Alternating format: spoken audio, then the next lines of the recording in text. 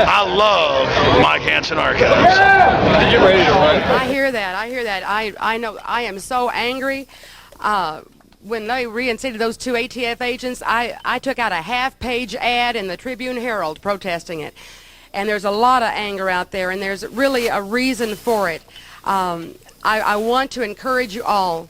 There's a lot of anger on the other side, and so we all need to remember where we're coming from and the name that we pray in and the Prince of Peace. And a wise man said to me the other day, Mr. J. Jenkins, I want to give him credit for this, when I was telling him, I want punishment, I want everybody punished, and he said, well, Pam, remember how Abraham Lincoln, remember what he said at the Gettysburg Address, with malice toward none and charity toward all.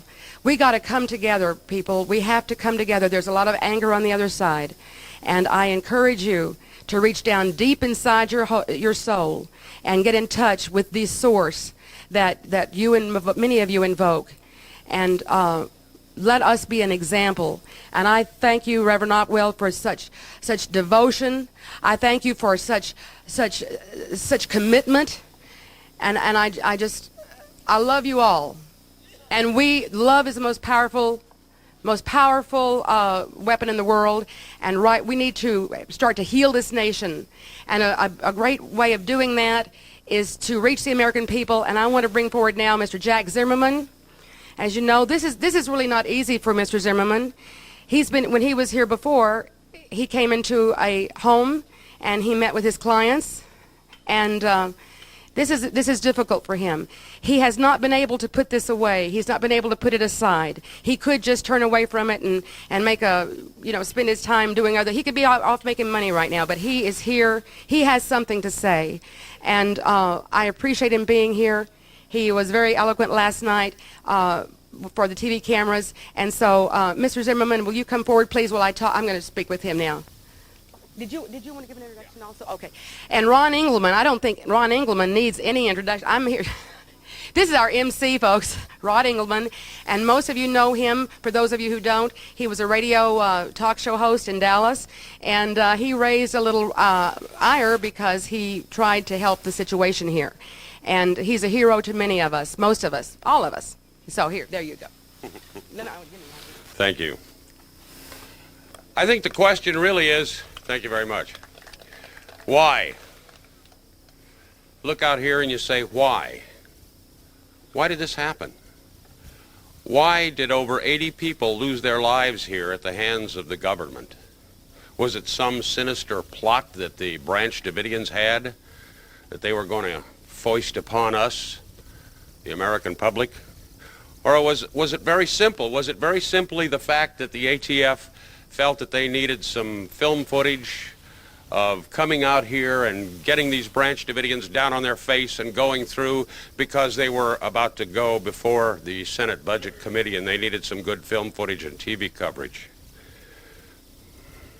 Did Robert Rodriguez, the undercover agent that was here, that was living right over there, did he tell the truth?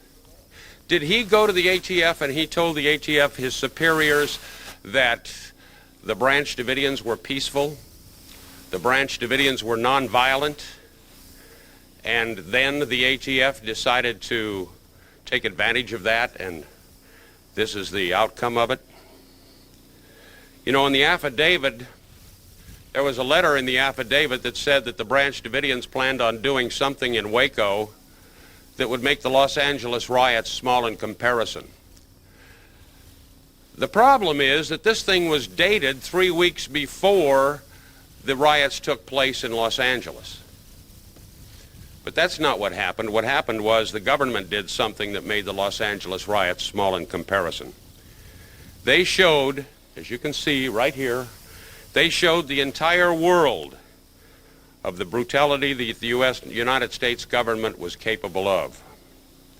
Last night I was watching the news and I saw something that I never thought I'd see before on the news. It was a survey, and the survey said simply 56% of the citizens of the United States of America do not trust the United States government. That's a pretty heavy thing to say. 33% do trust them, and the other 12% are kind of ambivalent or have mixed emotions. But the point is, what we're looking at here today is ugly, ugly truth of how brutal our own government can be to our own people. And this is something we have to remember forever. And Reverend Otwell was absolutely right. We all have blood on our hands because of it. Because we stood there at Satellite City 2 miles away and didn't come in, didn't force ourselves in. We were over there on T-Shirt Hill, standing there looking at binoculars, just barely seeing the outline of the roof of Mount Carmel, and not making our stand, making the government know how we feel. The government lied and lied and lied, and the Branch Davidians saw those lies and heard those lies right here in Mount Carmel. I talked to Sue Johnson yesterday. Sue Johnson is the sister of Steve Schneider, who was a right-hand man for David Koresh. Steve Schneider and David Koresh got the government to give them some batteries for a flashlight or something. They jury-rigged the batteries and got a cellular phone that they had to work, and he called his sister. They wanted my phone number. They wanted to call me. They wanted to talk to me. At 1 o'clock in the morning, I got a call from Dick DeGuerin saying to expect a call from David Koresh. Didn't know what he wanted to talk about, but would appreciate it if I called him back. David Koresh's phone call never did come. Their batteries wore down before he could make the phone call to me. Yesterday, Sue Johnson told me what it was that David Koresh and Steve Schneider wanted to talk to me about. They wanted me to do something, whatever I could, over the radio because they were afraid. They were afraid that the government was going to kill them. And that's exactly what Steve Schneider told his sister the night that he called her at midnight. Sue, I'm afraid. I'm afraid that the government doesn't want us to come out of this alive. He was absolutely right. And our hands are not clean because it was us. It was our responsibility. The government's supposed to be working for us. Obviously, they're not. They're working on us. I'd like now to introduce a gentleman that did everything he could. He and another attorney, Dick DeGuerin, Jack Zimmerman, and Dick DeGuerin went into Mount Carmel. They entered this building, and they entered it prior to being burned, and they talked with Steve Schneider, they talked with David Koresh, they talked with a number of the other Branch Davidians. They saw the bullet holes in this building. They know the bullet holes that entered from the roof, not exited from the roof. They know, they saw the bullet holes that entered through the building from the outside, indiscriminately firing through the walls. Ladies and gentlemen, I'd like to introduce an attorney that tried his best to help bring this to a peaceful conclusion, one that obviously the government didn't want it to come to. Please welcome Jack Zimmerman.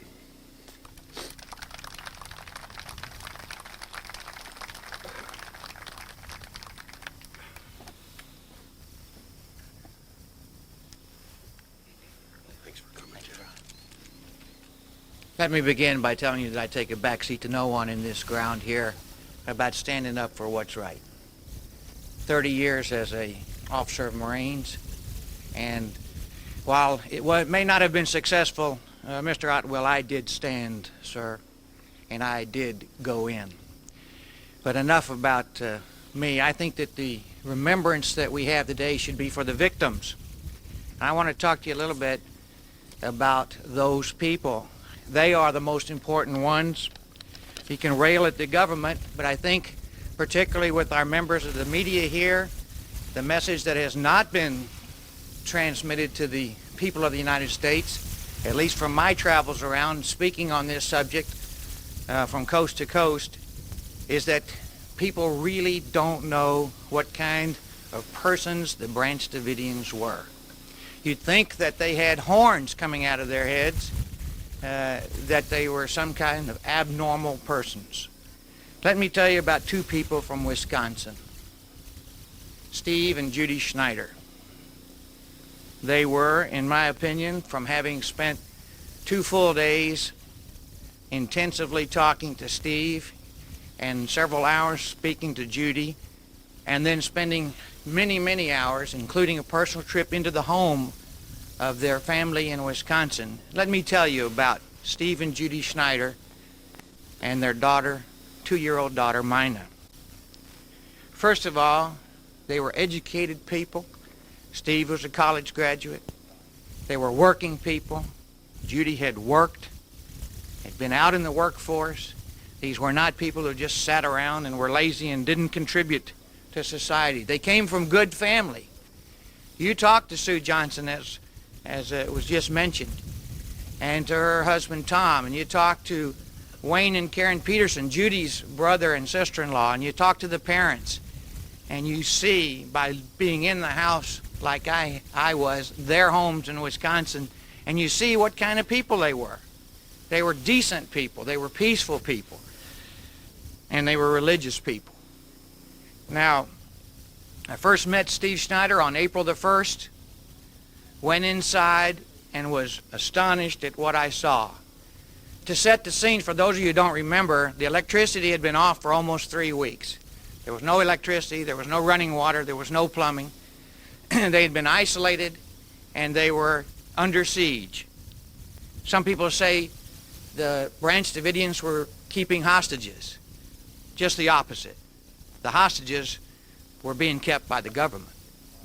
And instead of seeing someone who was fretting and worried and emotionally unstable, instead I saw Steve Schneider, who was calm, he was confident, and what was most surprising to me, because of my Marine Corps background, was how well-groomed he was, how clean he was, and how he managed to do that under those circumstances. It just struck me as a first impression.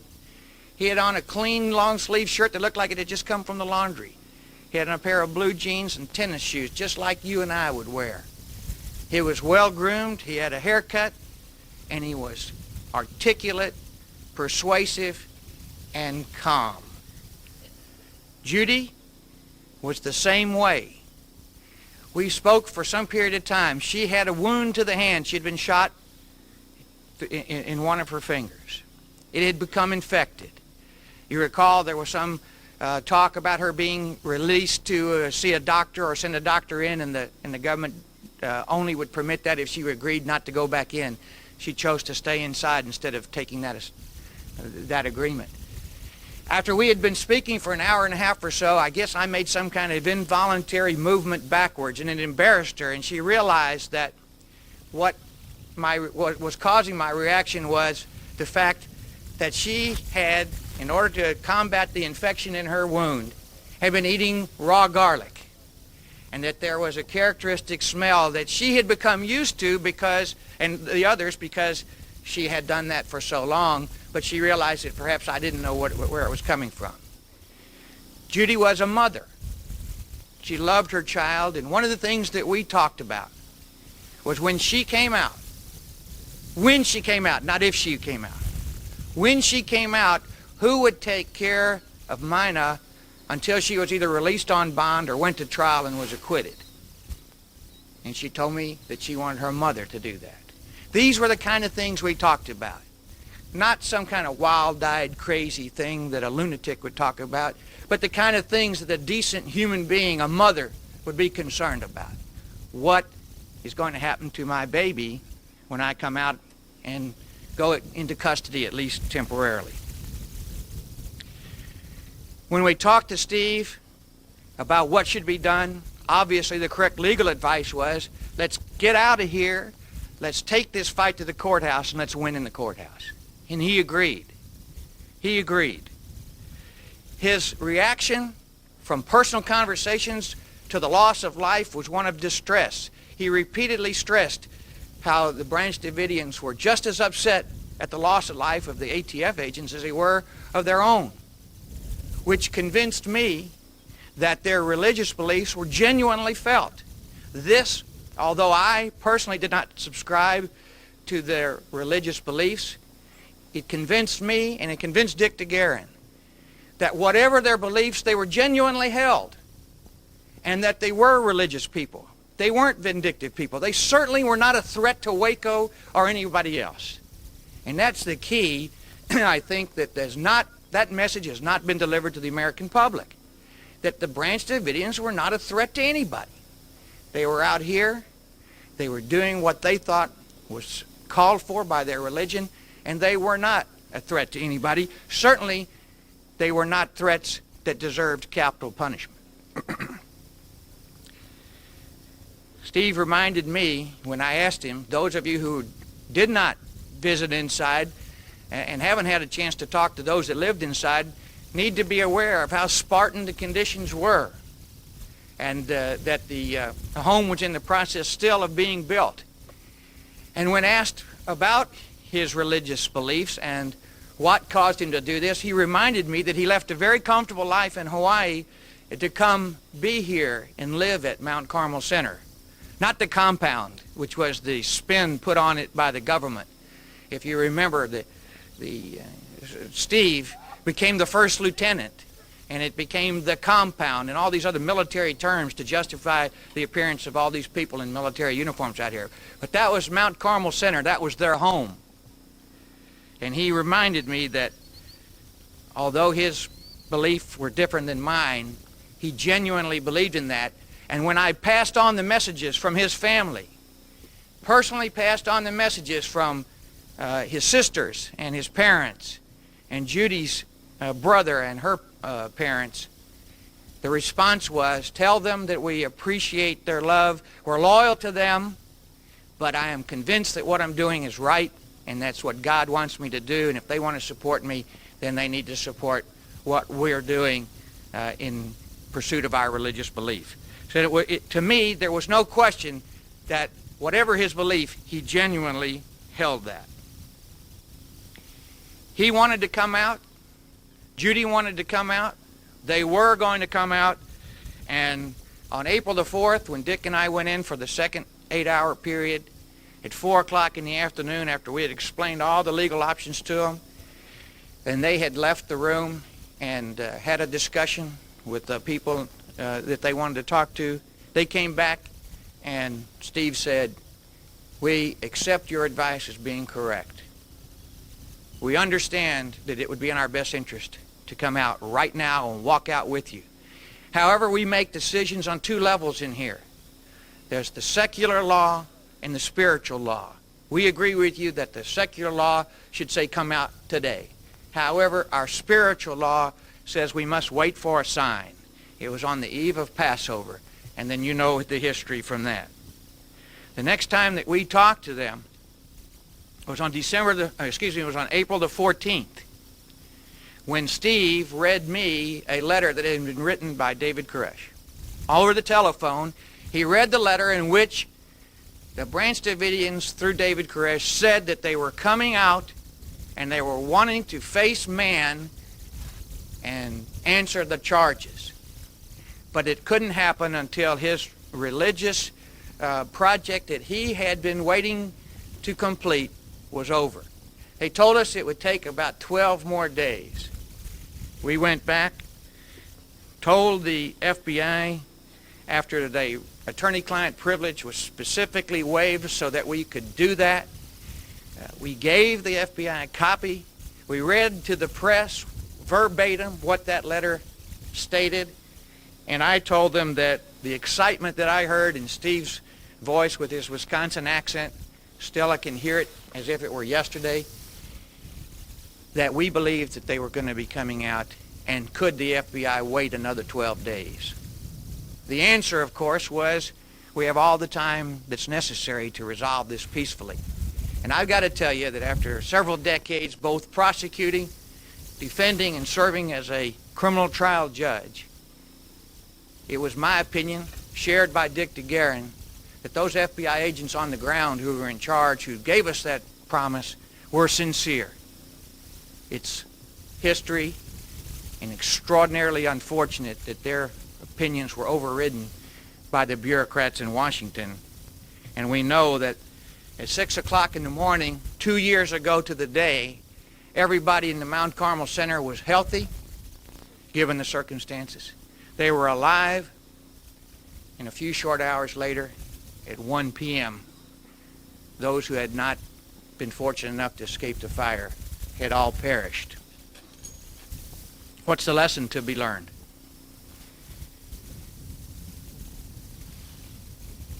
This cannot be repeated.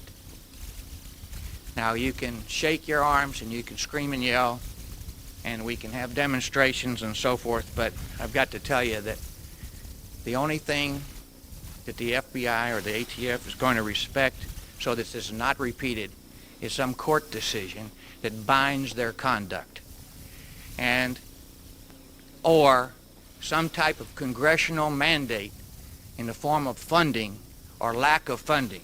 That is, in reality, the only way that we're going to keep this from happening again. So, my suggestion, what I'm calling for as a representative of Steve and Judy Schneider, is a congressional oversight investigation by the appropriate committees that control the Department of Justice, so that a thorough investigation is done, so that guidelines can be established the next time someone in Washington doesn't like the cut of someone's clothes, the color of their skin, or what religious philosophy they happen to believe. And so that federal law enforcement might is not used in the way that it was used 2 years ago on this site. That law enforcement effort was a failure by anybody's standards, and the FBI was thoroughly embarrassed by it. Professional law enforcement officers were embarrassed across the country by what happened. It was a failure. The rain is starting up again. We have other speakers. Let me conclude by saying this. 50 years ago, this country helped to liberate the Nazi concentration camps and discovered the Holocaust. 50 years ago. We must, as a country, always remember that and never forget it just because of the passage of time. By the same token, we as a country must remember what happened here on this ground 2 years ago and never again.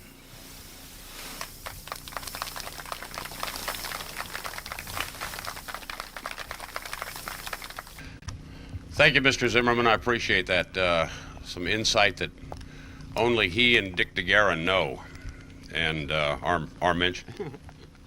All right, this is going to be cute. We can't waste a lot of time because there are an awful lot of people here that have a lot of things to say. All said and done, after the fire, the people that were incarcerated, placed in jail, the people that were in the hospital with burns, bad burns, including Misty Ferguson, little 16-year-old girl that suffered greatly because of this tragedy. Then came the trial, and at that trial, the judge decided who would be on the jury. The jury forewoman of that trial was Sarah Bain. Sarah Bain was here 1 year ago at the Day of Information and learned the first that she hadn't heard much about the Branch Davidians. She then became eventually the jury forewoman of the jury of the Branch Davidians down in San Antonio. Sarah is here, and I'd like to introduce Sarah Bain to you, and she'll tell you a little bit about what her feelings are now that the trial is over. Ladies and gentlemen, Sarah Bain.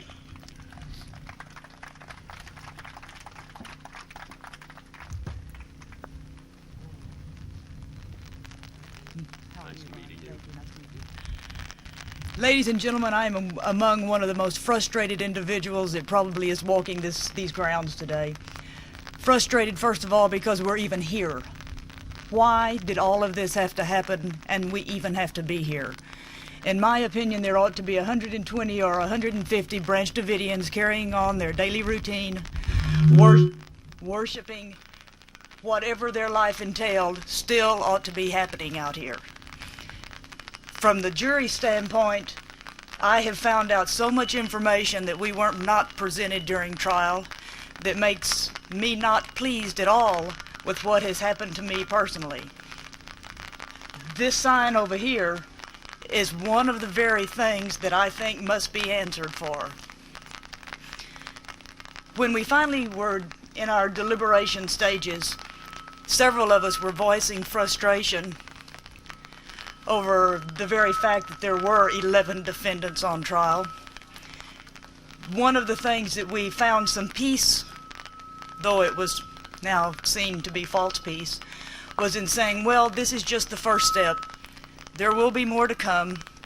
The ATF hierarchy surely will be called to answer for what actually took place. If it had not been for those in control who ordered the raid, we wouldn't be here today.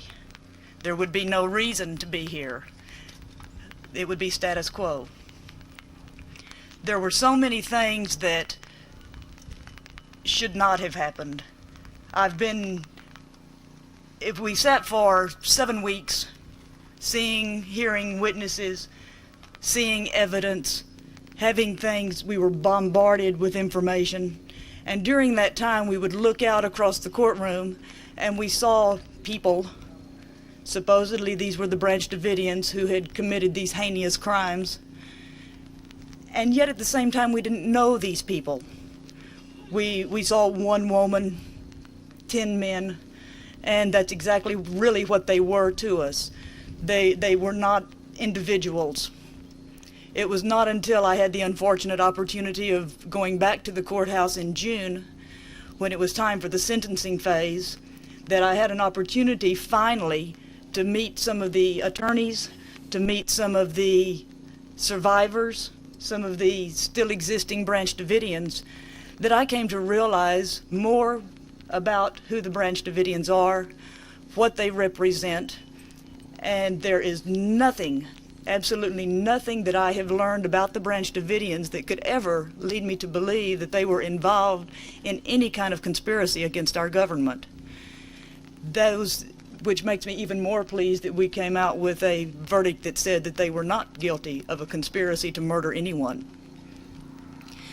These individuals, as Mr. Zimmerman was saying, although he can speak from a much closer and much more personal angle than I could ever speak, he has to be right on target.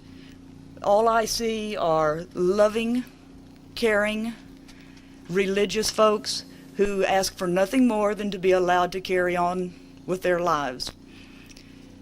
When all of this first hit the news media, you are probably very much in remembrance of the fact that some of the things that were being said were that, gee, it's a good thing that we stopped this now, because when we got in there, we found these plans. They had plans of some buildings in Waco, and surely they had plans to bomb buildings or to set them on fire or to do horrible things in the city of Waco. Impossible to believe. When I was going to school over these hills for Baylor University, I had no idea that there was even a group that was called the Branch Davidians. How such a group could have lived in Waco and in this area for 35 years peacefully, and then all of a sudden turned into this renegade group, makes no sense. Anyone with any logic could say that they had no reason to have this thrust upon them.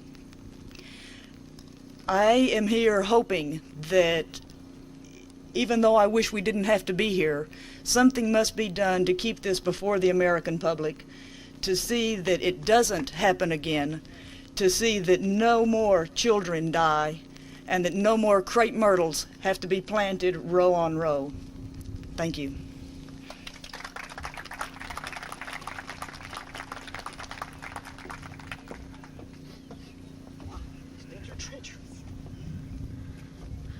Thank you, Sarah.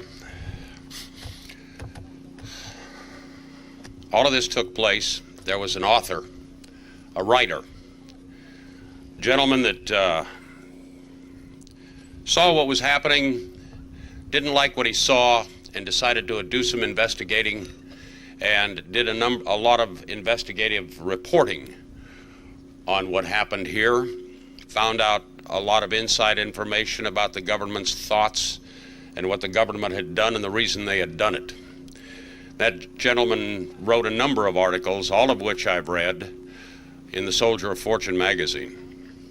He's with us today, and I'd like to introduce him right now. His name is James Pate. Mr. Pate.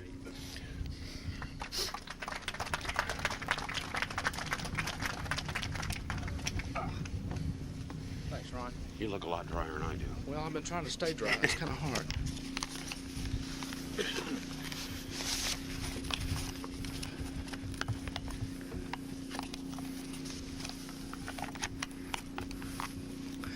I gave Pam Hawkins some names and phone numbers, and she's circulating those names and phone numbers. And for the sake of brevity, I'm not going to go through those names and phone numbers, but they are the names and phone numbers of several people in Congress that, if you don't call them, it's going to change here. Speaker of the House Newt Gingrich is one I would recommend. These are people you should call about congressional hearings on Waco. Senate Judiciary Chairman Orrin Hatch, both United States senators from Texas, but the really key people are House Judiciary Subcommittee on Crime Chairman Bill McCollum and Congressman Bill Zelliff, who was the chairman of the Oversight Subcommittee of the House Criminal Justice. And one person you really ought to call is the Undersecretary of Treasury for Law Enforcement, Ron Noble, and his phone number is 202-622-0240. I'm going to give you some important information, and I want you to call these people in Congress and raise hell with them. I'm going to tell you today why. I'm going to tell you why Phil Winoski and Chuck Sarabin, the two raid commanders who led this disaster out here that started it, I'm going to tell you why they got their jobs back. We've been puzzled by that mysterious development. And I'm going to promise you something. If you don't call these people in Congress and make your voices heard now, this week, next week, and the week after that, we will never get any answers and there will never be any accountability. There will only be more Wacos. Most of what people remember about Waco when I talk to them and I travel around the country is a lot of people remember the bad jokes, and they tell those over and over. It is no longer an important issue, most people believe, and I appreciate you guys coming out, particularly in this bad weather, to make it an important issue. But people tell me, put it behind you, get over it. We're not joking today because what happened out here was nothing less than evil. The unanswered questions lingering over the ashes behind me here are blacker and uglier than the giant pall of smoke 2 years ago. The 51-day Battle of Mount Carmel began with an ATF publicity stunt as reckless and vainglorious as Custer's charge at the Little Bighorn. It ended with more criminally negligent conduct, a deadly armored poison gas assault approved by Janet Reno and flawlessly executed. Yep, that's what the Justice Department's investigation of itself said. Flawlessly executed by the FBI. I thought about that. Flawless. They made no mistakes. Maybe everything did go just according to plan. Now, there's a concept that begs more answers. We have no answers right now because Congress and the Clinton administration have refused to allow any meaningful forum to independently address facts which suggest the ATF launched a deliberate attack on a home and church it knew was occupied by scores of women and children, that the ATF did so with hell-born gunfire and direct involvement of U.S. Army Special Forces soldiers, that the FBI hostage rescue team launched a second attack that was the proximate cause of a deadly fire. We have no answers, says Henry Ruth, who is ironically one of the authors of the Treasury Department's investigative report, because, and I quote Mr. Ruth here, the FBI has never subjected itself to thorough external investigations in its history since the 1920s. Nor have they been held accountable in the way other agencies have been held accountable. Part of this goes back to the magic of J. Edgar Hoover, to the mystique he created and the fear he created among the political apparatus in Washington. We also have no answers because the Justice Department and the Treasury Department have conspired to aid and abet in the ATF's and the FBI's cover-up of the truth. Independent eyewitnesses, for instance, Mr. Zimmerman, saw physical evidence of indiscriminate gunfire from ATF agents at the front door and from helicopters. Yet not one government investigator has ever questioned Jack Zimmerman. Am I wrong, Jack? Have you?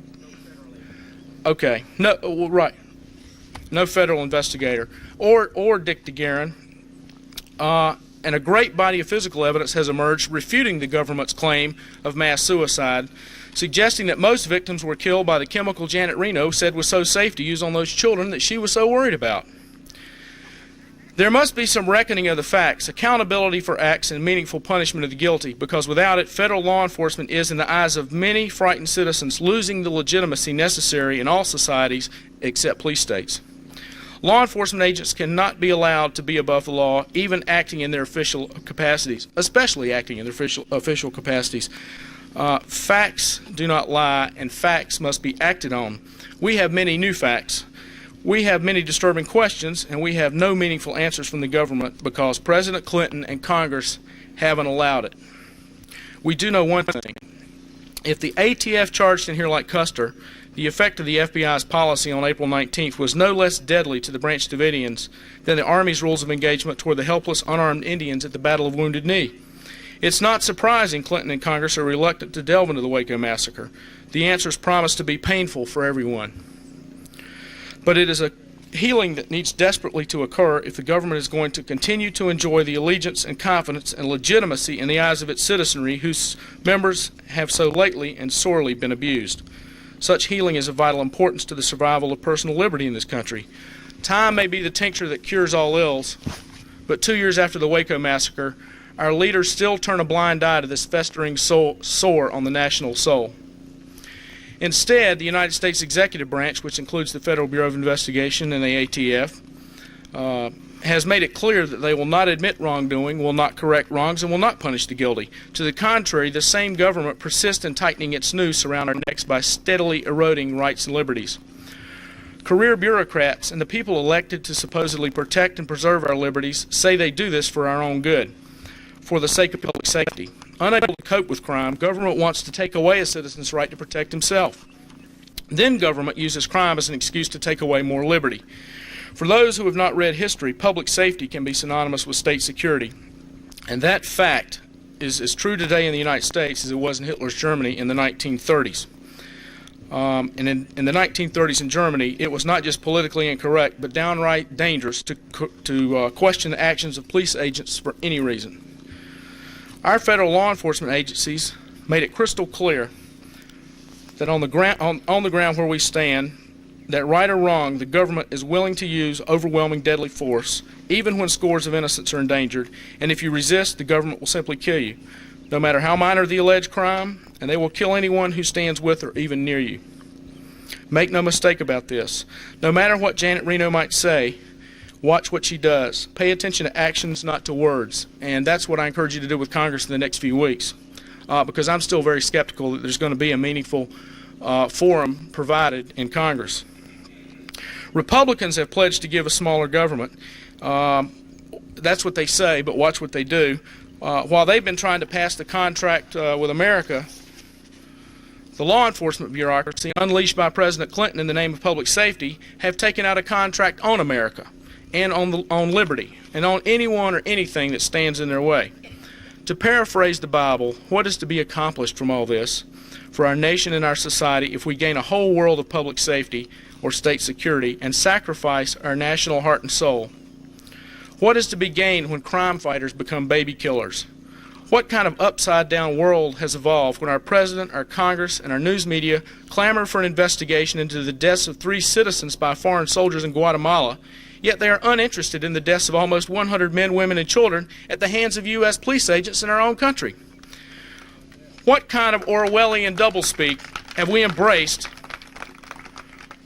when our government's warriors are called peacekeepers, when those who are to supposedly keep the peace become warriors on inanimate objects? We had a war on alcohol in the 1920s, a war on drugs in the 1980s, and a war on guns in the 1990s. And we still have alcoholism, we still have drug addiction, and if private citizens did not still have guns, no telling how far federal agents might have gone in their assault on liberty. Fear the government that fears your gun, because the government is not engaged in a war on crime, it is engaged in a war on liberty. Government is engaged in a massive propaganda campaign aimed at hiding the fact that it is failing. Booze, drugs, and guns are all inanimate objects. They have no conscience. They can take no action in and of themselves. They make no decisions.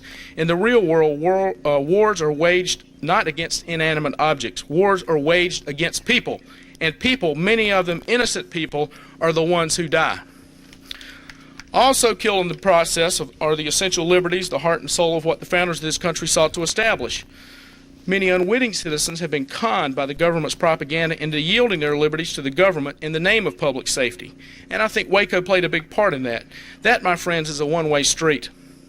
Ben Franklin said that the man who will trade liberty for security shall in the end have neither. Governments can take away your rights. They seldom, if ever, give them back.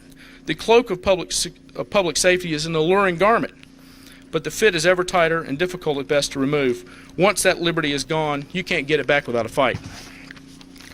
One of the political philosophers who heavily influenced the thinking of our nation's founders was the noted English jurist John Locke. Locke said, quote, "I have no reason to suppose that he who would take away my liberty would not, when he had me in his power, take away everything else." And your government will tell you a little liberty here and there is not going to ruin your life, and this is all for the common good. Again, pay more attention to what people do, not what they say. Your government also said that they were concerned about the welfare of Randy Weaver's children. So it shot one through the back, killing Sammy Weaver, and the next day shot Sammy's father and his friend, and then assassinated their mother in front of their other children. Janet Reno said she made her fateful decision that led to the massacre here 2 years ago out of concern for the Branch Davidian children. Those were her words, but it is her acts and the crimes of her agents that bring us here today. One of my favorite writers is Henry David Thoreau, and I picked a quote here because I think he must have been clairvoyant when he wrote this. He must have understood the true nature of modern federal law enforcement and its concept of child welfare. He wrote, "If you see a man approaching you with the obvious intent of doing you good, run for your life." This speaks to a much more far-ranging problem that has to be redressed, or else I foresee more violence and injustice in America of a much greater scale than even the Waco massacre. And that problem is the federal government's campaign to seize and consolidate new power over individuals as never before. Americans today, and I'm going to quote some stuff from a book by a friend of mine named James Bovard, who's a columnist for the Wall Street Journal. The book, if you want to get it, is called Lost Rights. And Jim writes that Americans today must obey 30 times as many laws as their great-grandparents had to obey at the turn of the last century. Federal agents publish an average of more than 200 pages of new rulings, regulations, and proposals in the Federal Register each business day. I'm not making this up. Jim Bovard's not making it up. Individual privacy is vanishing beneath the flood tide of government power. Government officials have asserted, and your representatives in Congress have aided and abetted, a de facto right to search almost anybody, almost any time, for almost any reason. And if the Waco raid is any indication, in any manner they see fit. Today, a citizen's right to privacy, even the ownership of the cash in your pocket, can be nullified by the sniff of a single floppy-eared hound dog. Army commandos, National Guard troops, and the gang up to trample crops, shoot dogs, and scare the hell out of anyone in their way in their search for a politically incorrect plant that just a few decades ago the government was paying farmers a bounty for growing. They have twisted this phony war on drugs into lies to merge military tactics and personnel with civilian law enforcement, and that's what happened right here. Drugs and guns were the excuse to bring 90 armed agents and 4 Green Berets to attack a humble religious retreat that was home to scores of innocent women and children in a vain and foolhardy attempt to arrest one man with no criminal record for his failure to pay a federal firearms tax. As our leaders fail to lead, they tell us that they are helping us with each new law passed. But each new law and regulation diminishes the freedom of us all. As John Locke wrote, the end of law is not to abolish or restrain, but to preserve and enlarge freedom. But in the 1990s, our lawmakers and law enforcement agents make the mistakes. We pay the cost in liberty, and this sham must end.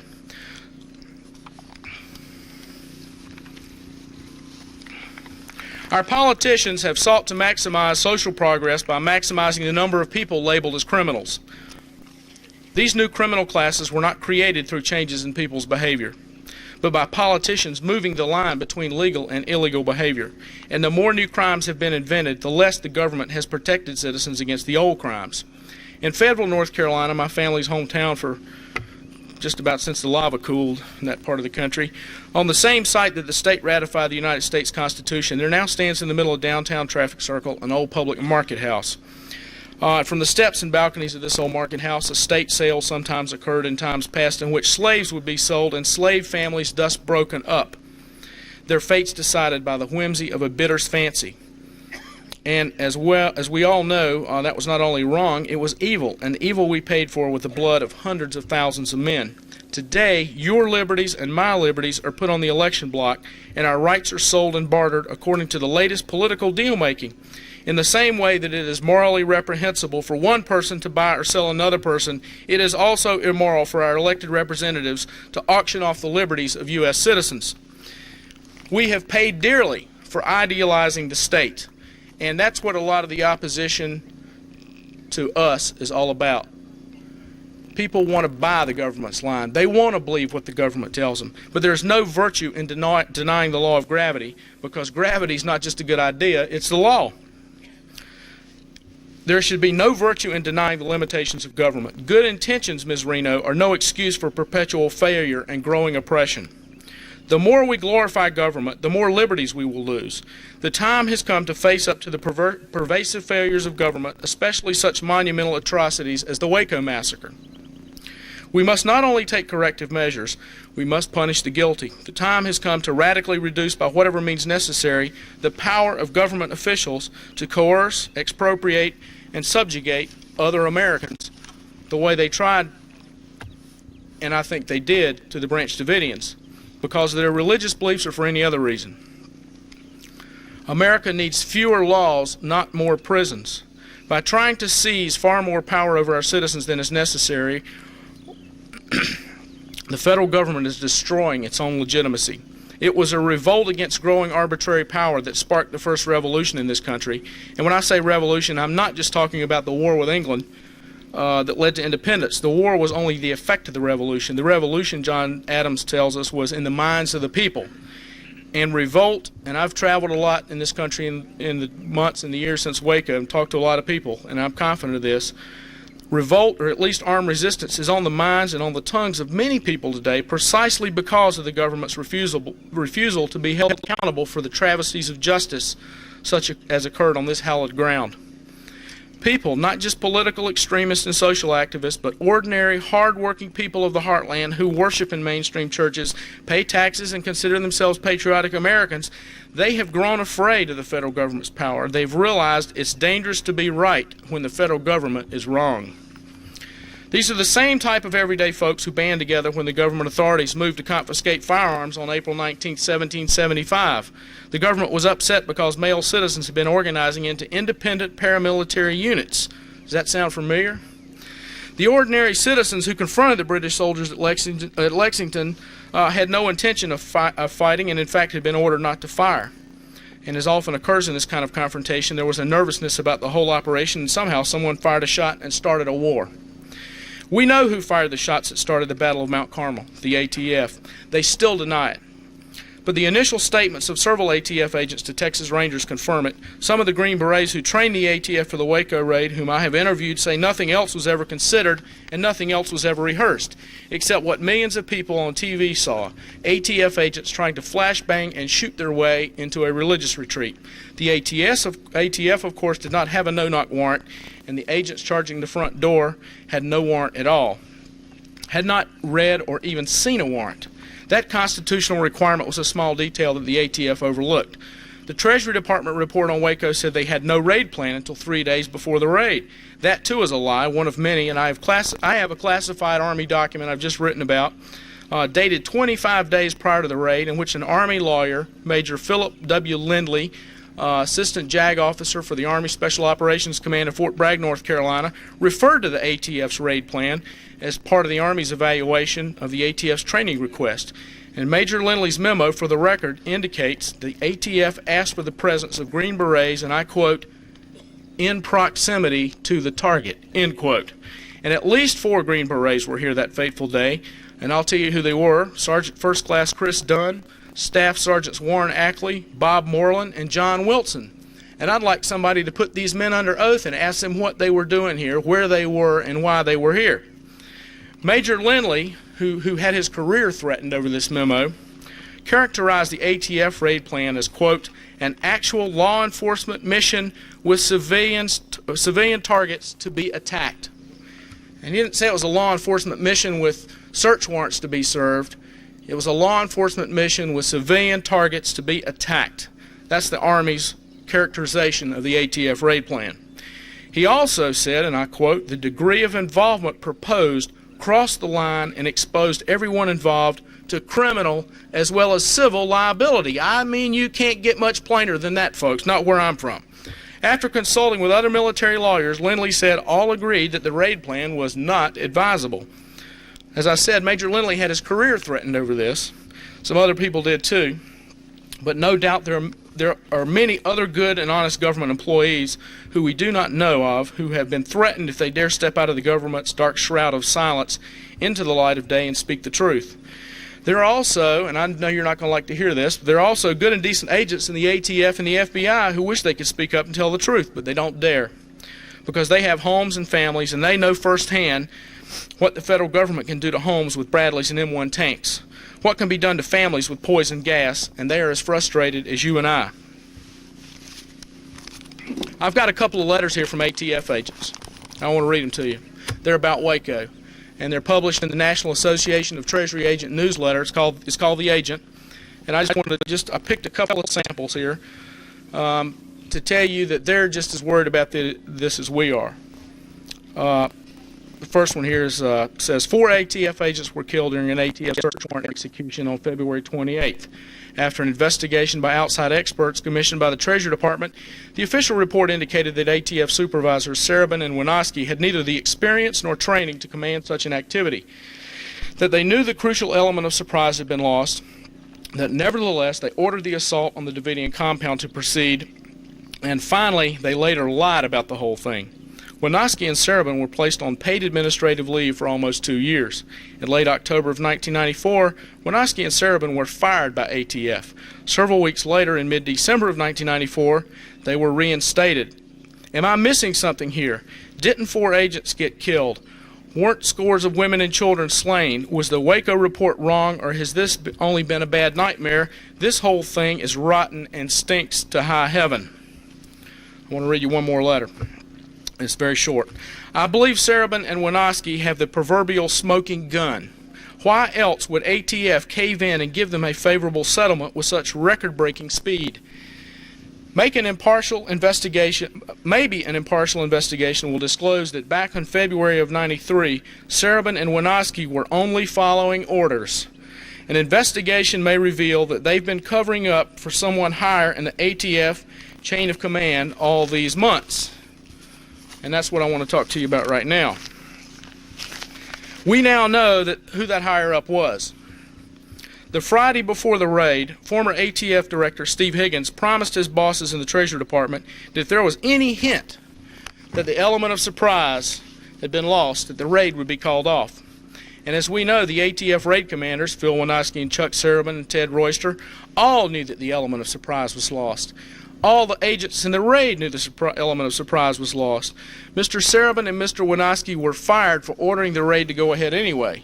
They got their jobs back, but they didn't make the final decision to go ahead with the raid. In the final minutes before gunfire erupted at Mount Carmel, and I'm talking about a very short span of time, these 2 men, using the cell phones issued them by the ATF, made a direct call into the office of Ron Noble, the Undersecretary of Treasury for Law Enforcement in the Treasury Department, a position to which he had not even yet been confirmed.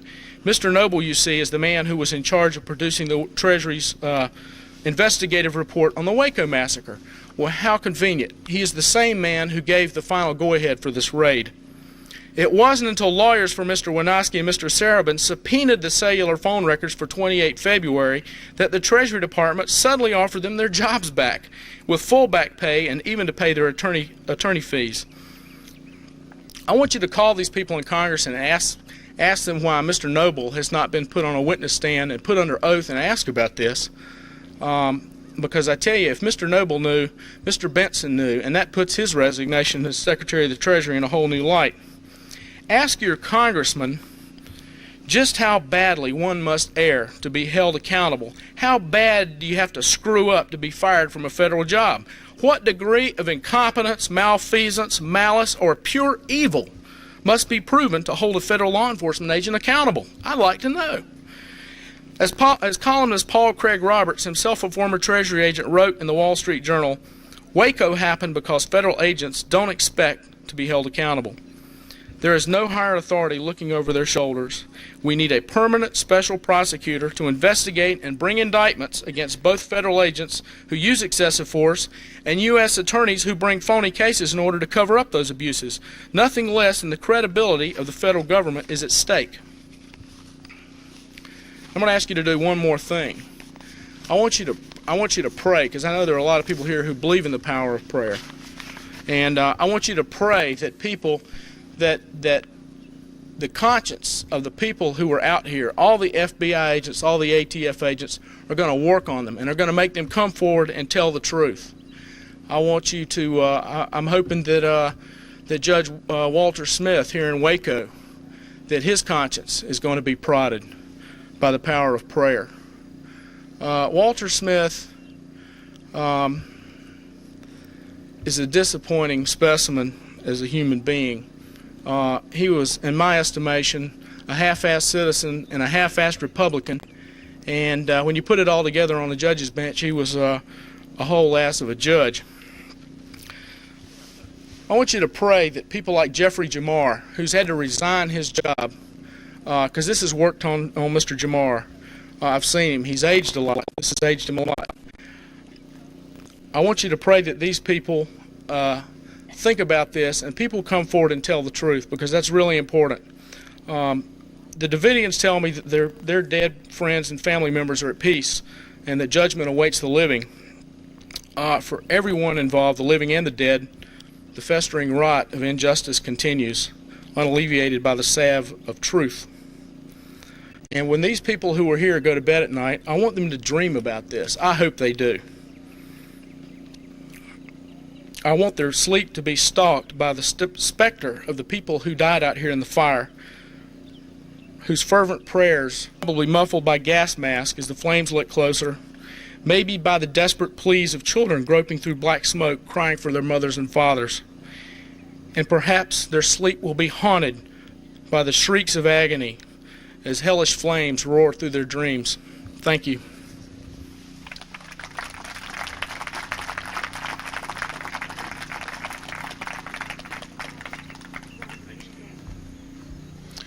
Thanks, James. And one thing that he didn't tell you that I'll tell you, get the current issue, or the May issue, I believe it is, isn't it, James? The May issue of Soldier of Fortune. What he was talking about here today is in an article inside the Soldier of Fortune. I strongly advise that you get it. I just found out that these flowers that are sitting here in front of us were sent by Karen Westerfield of Texas City, Texas, and she couldn't be here, but she sent the flowers. Our next speaker worked for a while, quite a while actually, I think, for the Dallas Observer as a writer. He became involved in what was taking place down here and is currently, well, as a matter of fact, just completed a book on what happened here at Waco, at Mount Carmel. I'd like to introduce Dick Rivas. Dick?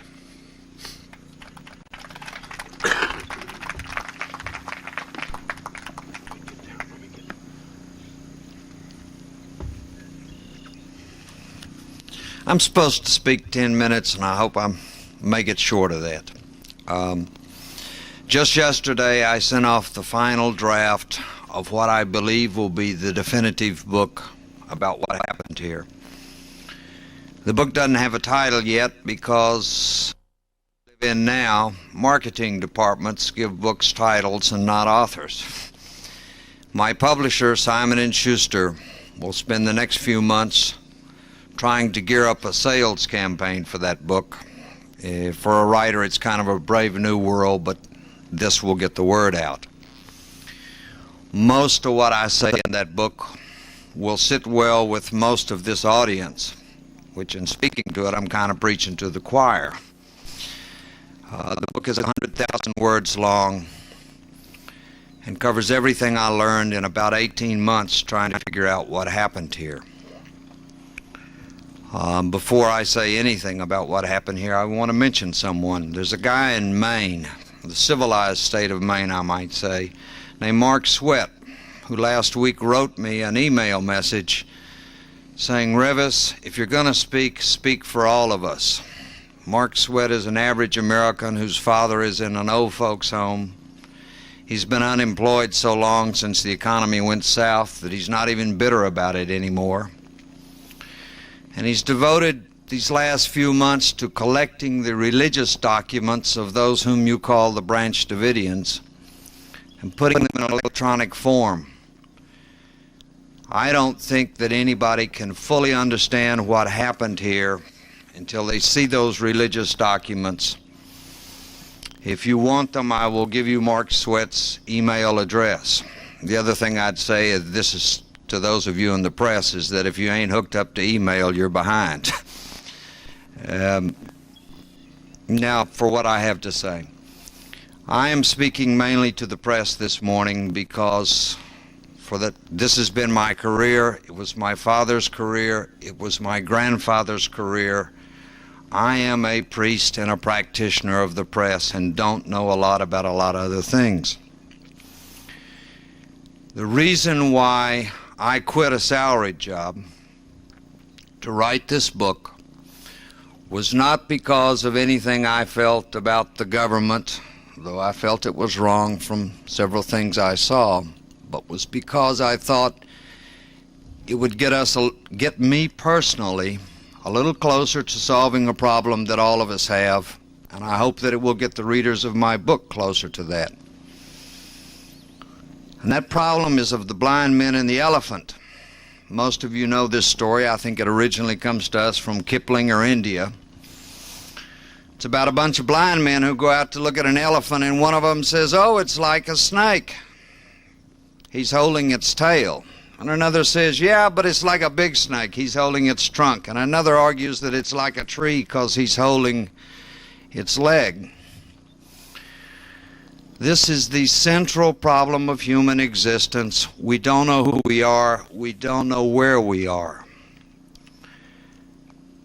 And I might say that in covering the Waco situation, the press had a hold of the elephant's tusk and of its sexual organs. And it said, those people out there at Mount Carmel, they are sex organs and tusk. And they had a part of the picture. And that one sold, and it was cheaply come by. The government gave us that information, and that's why the press barons put that out as truth.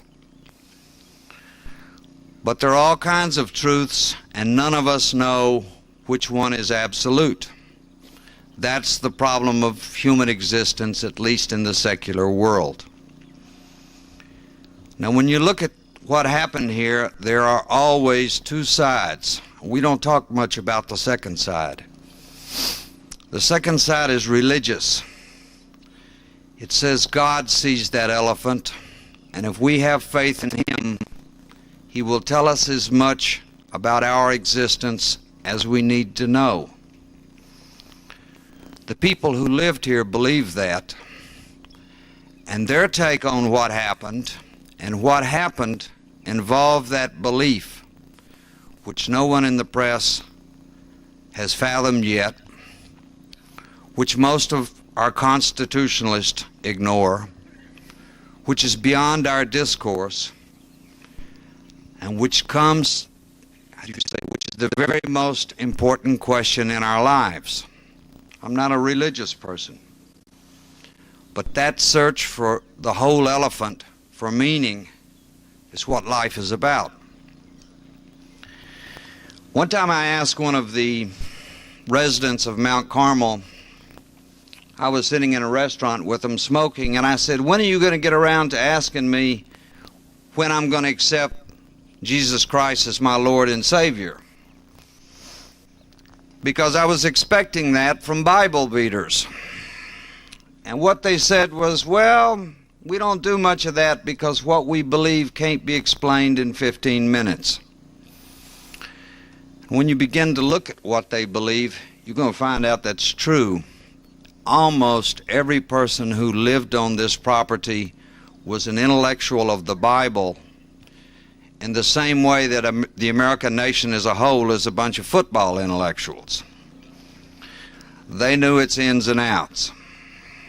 Now then, if I can break down for you what they believed and what influenced what happened here in 15 minutes or less, maybe 2 minutes, here's what it was. This little building out here was Noah's Ark. God told him to get in it. Now, if you think back to the days of Noah, God told Noah to build an ark. Everybody thought he was crazy. He built the ark.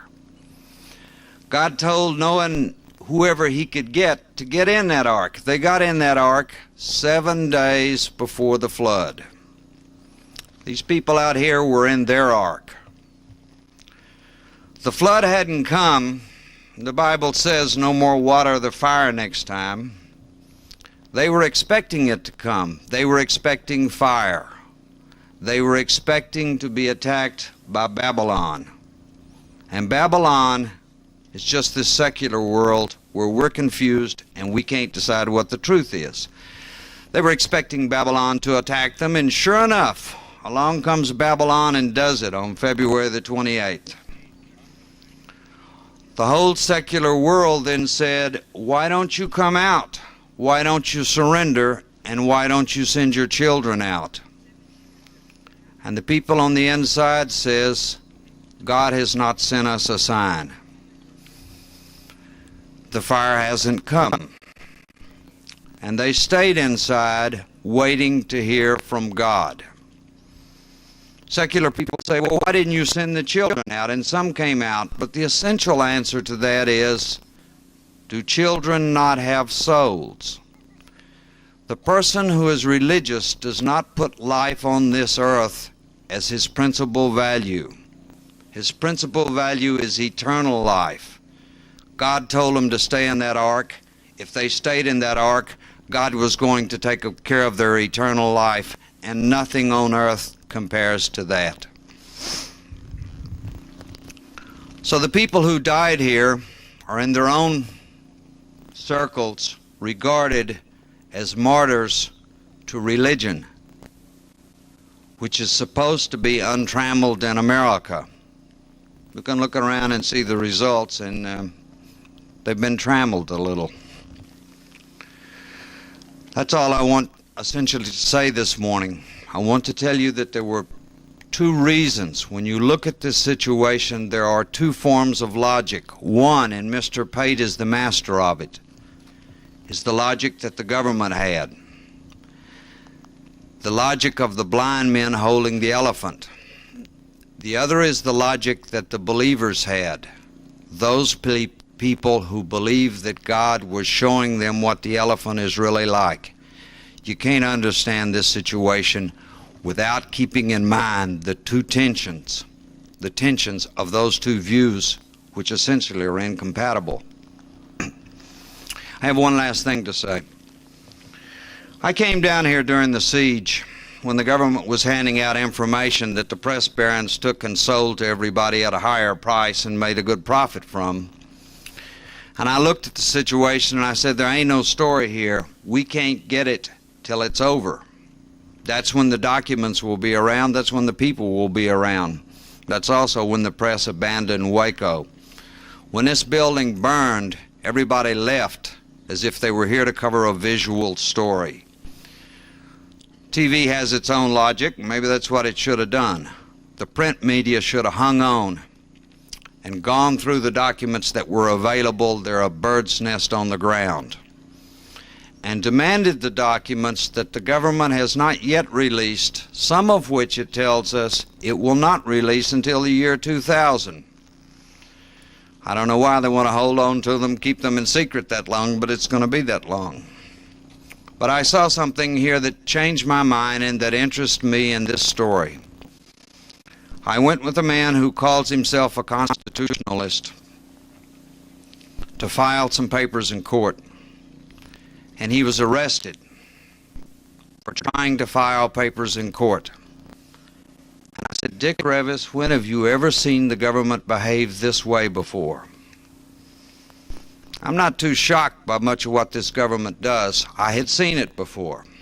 When I was a civil rights worker in Demopolis, Alabama, and Dr. King's movement in 1965. I have not seen such government arrogance in my life except two places, Waco, Texas, and Demopolis, Alabama. The last thing I want to say is this. It's to the press. I am a veteran of the New Left, of the civil rights movement and the anti-war movement. There is today a movement, you've heard from some of their speakers today, calls itself patriot, it calls itself constitutionalist, and from what I've seen in the last 18 months, I think it's as big as the New Left was. But the New Left got more press. I don't understand why. I don't understand the constitutionalist movement, and I wish the press would start asking these people what they represent so it can tell us. They have some things to say that I personally cannot evaluate. Because I can't, I want to distinguish myself from certain sectors I've noticed in them. I want to reiterate, I am a new leftist. I believe that all races and all religions, including the Jewish people, are human beings. So were the people who lived on this property. I think our government should respect us all. Thank you.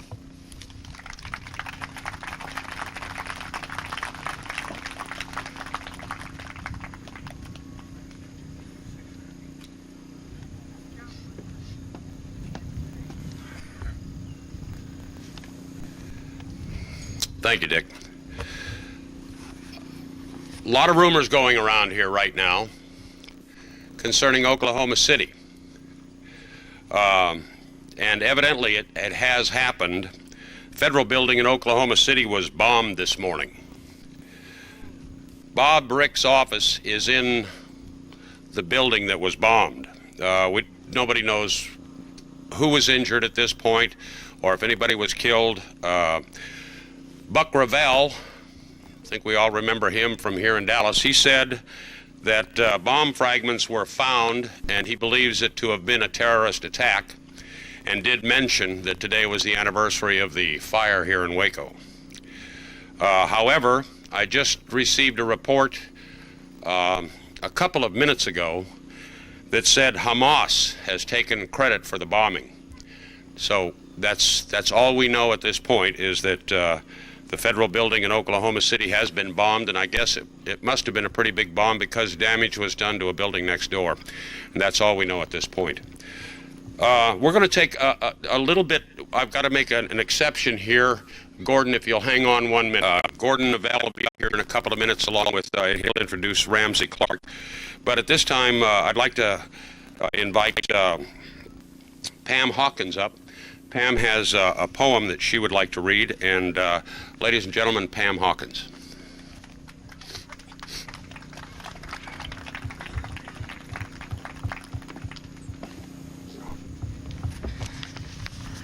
I wasn't planning on sharing this until this afternoon. I believe with the events that we just heard about, it probably is just as well. I will tell you something personally, that I called and spoke to a counsel at the Subcommittee on Crime, House Subcommittee on Crime, told him to be watching Waco, tell Congress to watch Waco on April 19th. We could halfway expect a provocateur type of situation, and so I just trust that all of our people work within the law. I know I do. And I want to share something with you that's on my heart, and the good Lord has opened the door. And a shorter version of this, but not much shorter, is in today's Waco Tribune-Herald. John Young was kind enough to give me a guest column after Dave Halls encouraged me to do this. And I want to tell you, when I got up last year to sing, I said two things. I said, I'm here for two reasons. I'm here because the Lord loves justice, and I'm here because I'm a mother. Now, after another year of talking to Christians, a lot of people who say they're Christians and that the Branch Davidians deserve what they got, I'm here for another reason. Because I love this country, not just our freedoms, but I love its soul. And I want to talk to you, especially those of you who aren't here, who are on the other side of that camera, about bluebonnet time in Texas. And it is bluebonnet time in Texas, and they are beautiful, aren't they? Suddenly they're just everywhere. They have sprung forth unbidden by any of Adam's race, heeding a call that they alone can hear. Oh, they're perfect and so very welcome. Few of us, I believe, would deny just how comforting it is to watch the bluebonnets repeat their ageless cycle and to be caressed by their gentle fragrance in a world that is acting out its insanity at an accelerating rate. Few of us would not admit that we sigh with relief to see the bluebonnets and to be assured that this, at least, is still right with the world. Yes, it's bluebonnet time in Texas, and in a large field outside of Waco, the bluebonnets bloom very sparingly. And I want to stop here and tell you that I wrote this last year when the fence was still up. However, as one travels the road leading to that field, One notices that the bluebonnets are joined by buttercups, wild verbena, Indian paintbrush, and a score more of their kind, as though a heavenly florist were providing an unparalleled bouquet for the dead, and thereby making up for our oversight, as he so often does. In that field, clover and wild grasses stretch as far as the eye can see and cover the land there, but nothing can ever cover the desolation there. The wildflowers, come out here on a sunny day. Come out on a sunny day, and you'll know what I'm talking about. The wildflowers and the gentle breeze, the sun and the cattle lowing, the bullfrogs croaking. These things all speak of harmony and peace. But the ruins in the midst tell another tale. A tale of horror and fear, of tranquility shattered, of pain and death, horrible death, of conflict. It looked like a war. Something else grows in the field. But unlike the bluebonnets, it is the work of Adam's children. Hard, cold, and gray, it is neither pleasing to the eye nor comforting to the touch. The fence, it stretched around what was left, keeping the secrets in and the curious out until all the secrets could be removed.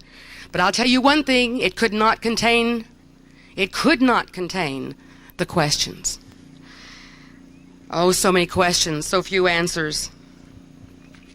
The tanks have rolled away, the fire has died away, but the questions, they will not die. The agents died, the believers died, and the helpless little children died. But the questions do not die. Other things died in this field here. Other things also. Dreams, ideals, feelings of safety and security, all shattered under tank treads. My love of ignorance, I want you to note that, my love of ignorance, died in this field, and it lies buried alongside my naive belief that Uncle Sam is a benevolent old gentleman, jealously guarding my best interests and the interests of my children. My political lukewarmness, in short, my comfortable life, my plans for a comfortable future are all died in this field. What did you lose in this field? Think about it. Because everybody lost something. And those few who survived the ordeal, having lost everything, including people they loved, and needing comfort and love and balm for wounds on body, mind, and soul, and yet finding themselves moving in a world that is unreasonably hostile to them, they appear to us to be like the living dead, do they not? So much death. But the questions will not die. The questions. Questions like, why didn't they pick him up in town? Old questions, like, why such extreme force to arrest one man? And why helicopters? Is it true what I hear, that they were firing? Why are the jurors protesting the sentences? And why are 9 people serving life sentences when they were acquitted of murder and conspiracy? Why were 2 BATF agents pardoned? And no explanation to the American people. What do they know? Why didn't the FBI listen to its own experts? Why was a gas used on American children that is banned by the Geneva Convention? Why wasn't more care taken? Why? I want to know why. I demand to know why. I have a right to know why. And you do too. But there's one question I don't hear asked very often. As a matter of fact, I've only heard it once. And yet it is of such significance that these other questions, compelling though they be, pale in its shadow. It is a question that does not ask why. It asks where. Where is the love? Love?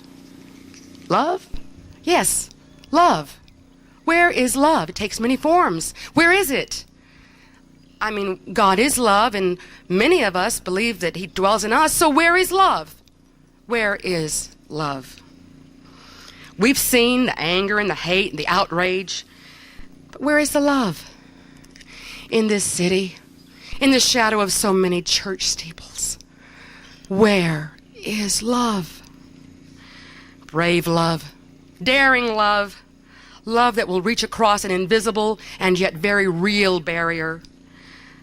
Love that doesn't fear. What will people think? What will people say? Love that refuses to close out members of the human family because we understand them, or their ways, or their religion, or because we've heard something about them. Where is it? Where is it? Mr. and Mrs. Methodist and Baptist, where is it?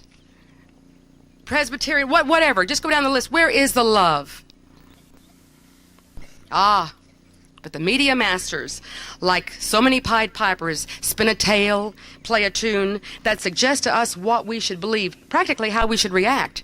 And like the unthinking children of Hamlin, have we not blindly followed? It is suggested that we judge, and we quickly do so, forgetting what the Savior said about judging.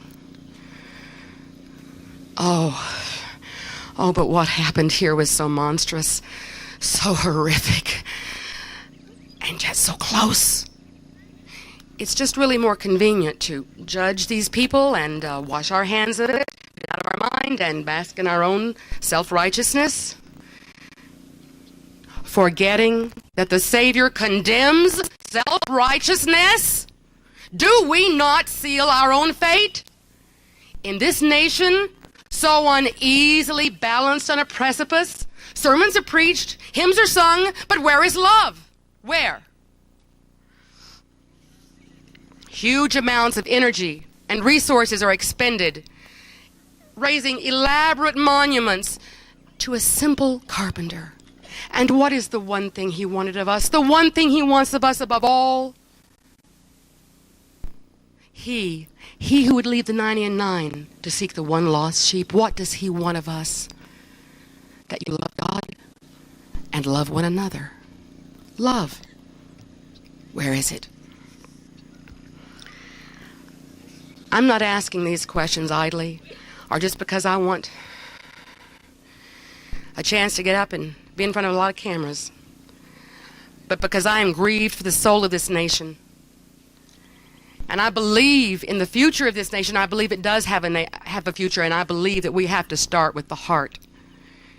So I suggest that each of us search our heart, and in the stillness of the night, and in the solitude of our private place, we come face to face with our Creator on our own terms, however we meet Him, and present an answer.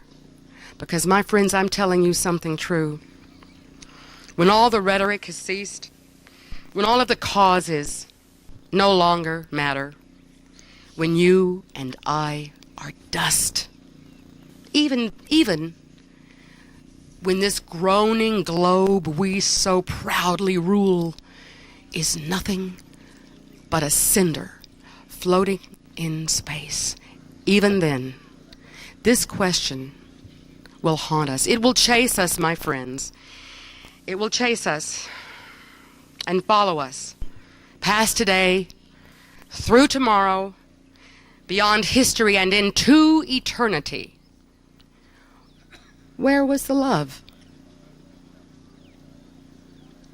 Where was the love? And it is appropriate that we should ponder this matter, especially today, and any other time we remember April 19th, 1993, Bluebonnet time in Texas.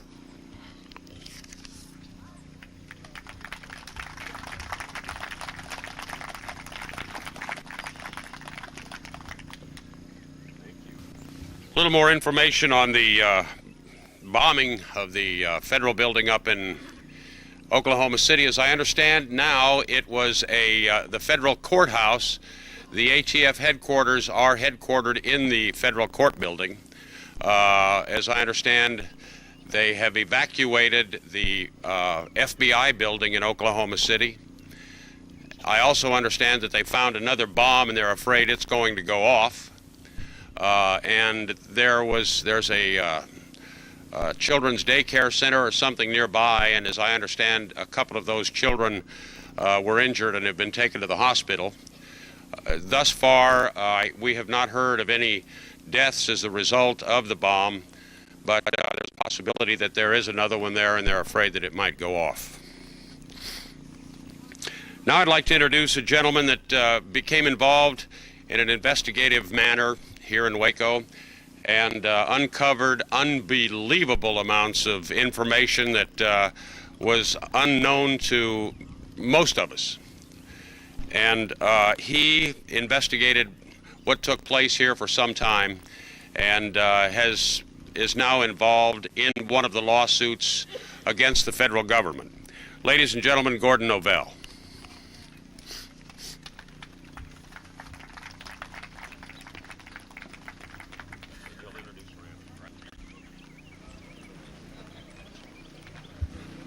Well, I guess the rain is going to make me cut this short, but it was meant to be short in the first place.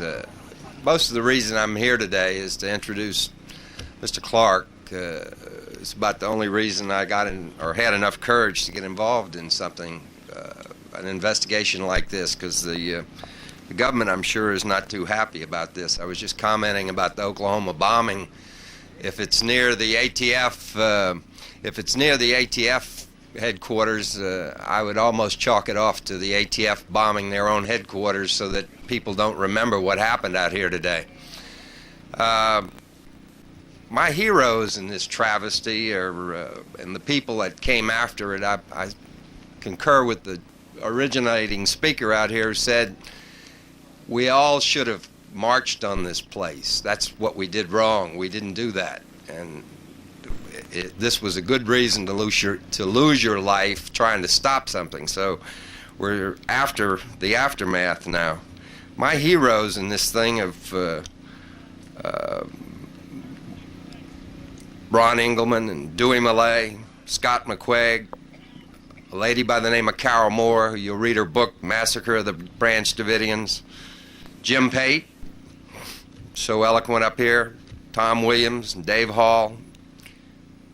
And these people are where you can't do this by yourself. You can't investigate a case like this by yourself. You have to have people who you believe will help you, and these people certainly have.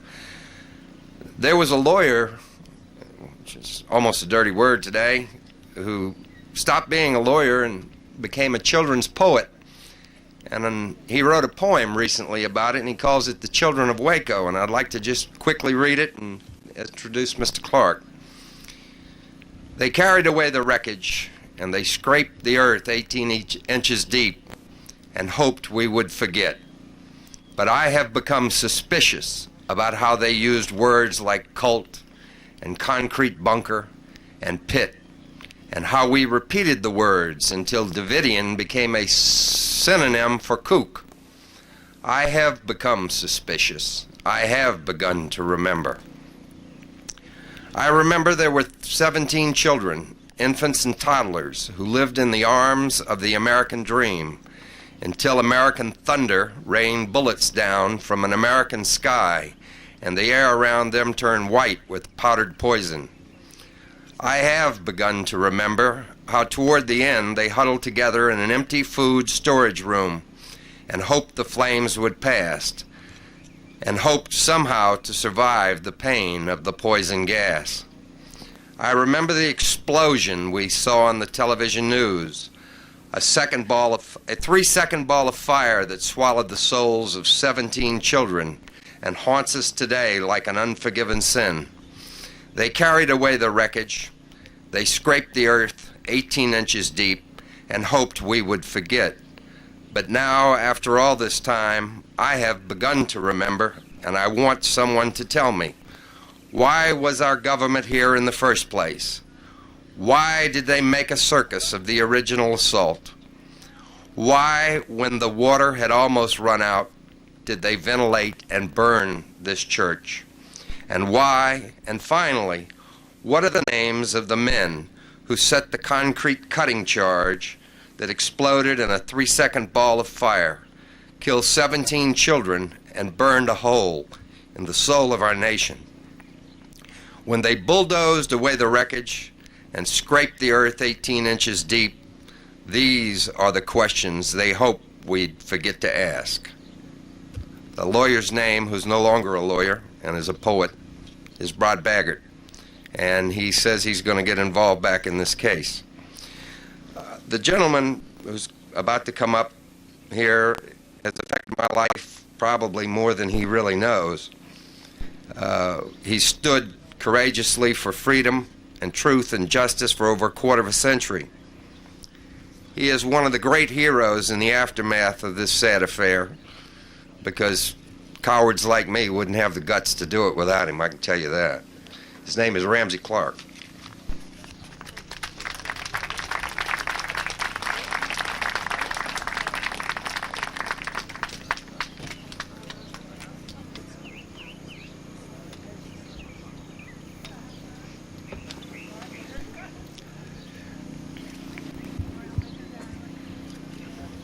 Of course, the real heroes of this place are out here. We meet on hallowed ground because they dared to believe and kept the faith. I feel greatly indebted to those who have brought us here. It's the only place to be today physically, and it's the only place henceforth to be in spirit if we want to save this country. The idea of planting those crepe myrtles over there, one for each soul, is inspired. And I hope we'll all come back, bring more with us, and always remember this event. When we can stand in the shade of those crepe myrtles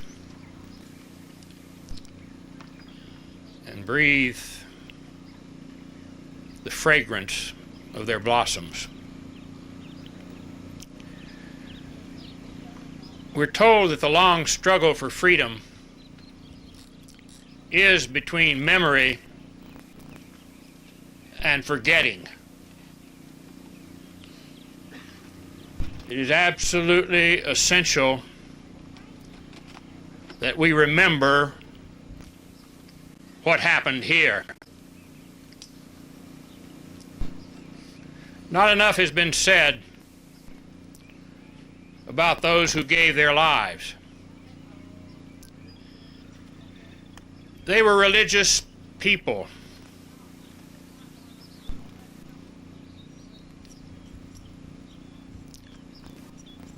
They dared to live their faith. I think of those on the Mayflower and those who died on the Mayflower, nearly a fourth of the number that started out, because they dared to live by their faith. They wanted to be let alone, and they couldn't find a place where they would be let alone without crossing a dangerous sea.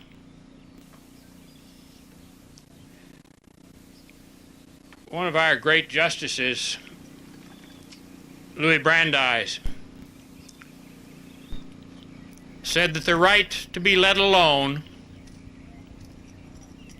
is the most comprehensive of all rights, and the right most cherished by civilized people.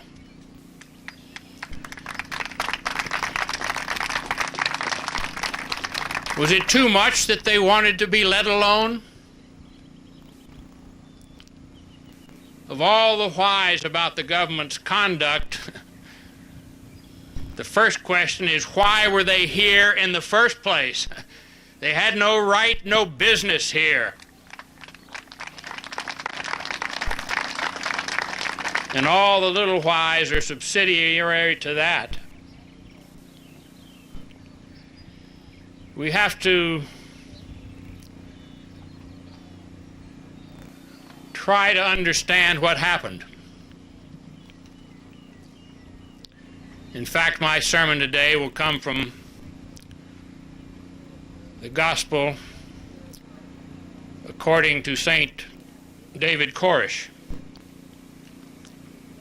It's the first line of the poem that he completed that was to be the preface for the work underway, that he hoped to be his ultimate expression of his religious faith. It's a line that seems so very apt to this time and place. Search forth for the meaning here. Search forth for the meaning here.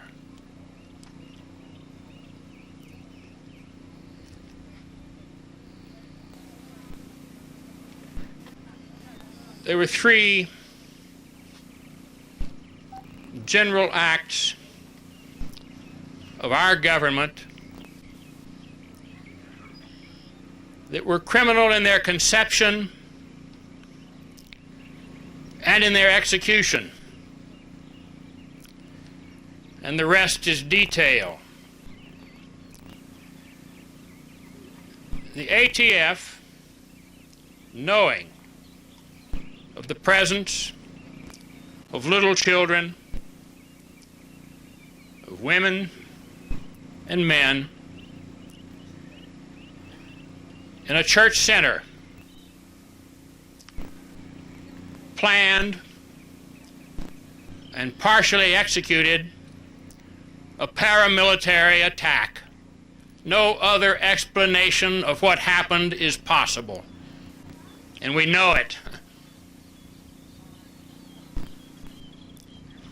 And we watched it.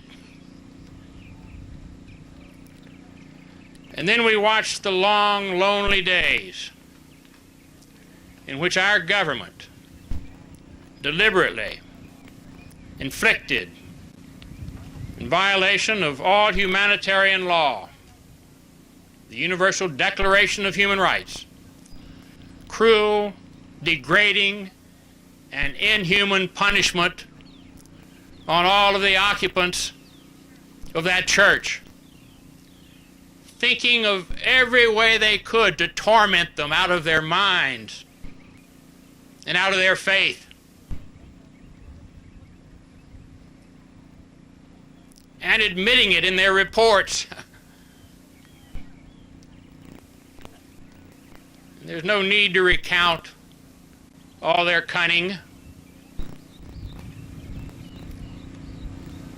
or all their violence. And finally, the grand plan, which was simply to destroy the church. Two years ago today, armored vehicles battering at the building for 6 hours, flooding it repeatedly, time and again, with gas. I wonder if there was a storm at sea when the Mayflower crossed. It was nearly as threatening or horrible to its occupants as those hours for the men, women, and children in the church here.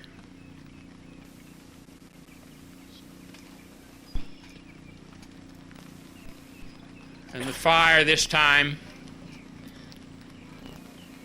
took the lives of all those who would not yield their faith.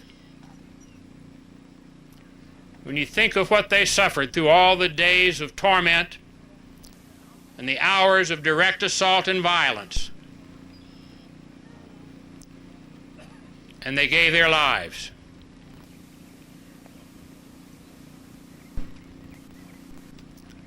They gave their lives because they believed. They did have a cause. They were religious people, and they ought to have been let alone. And they had done no wrong, and the government had no right to be here.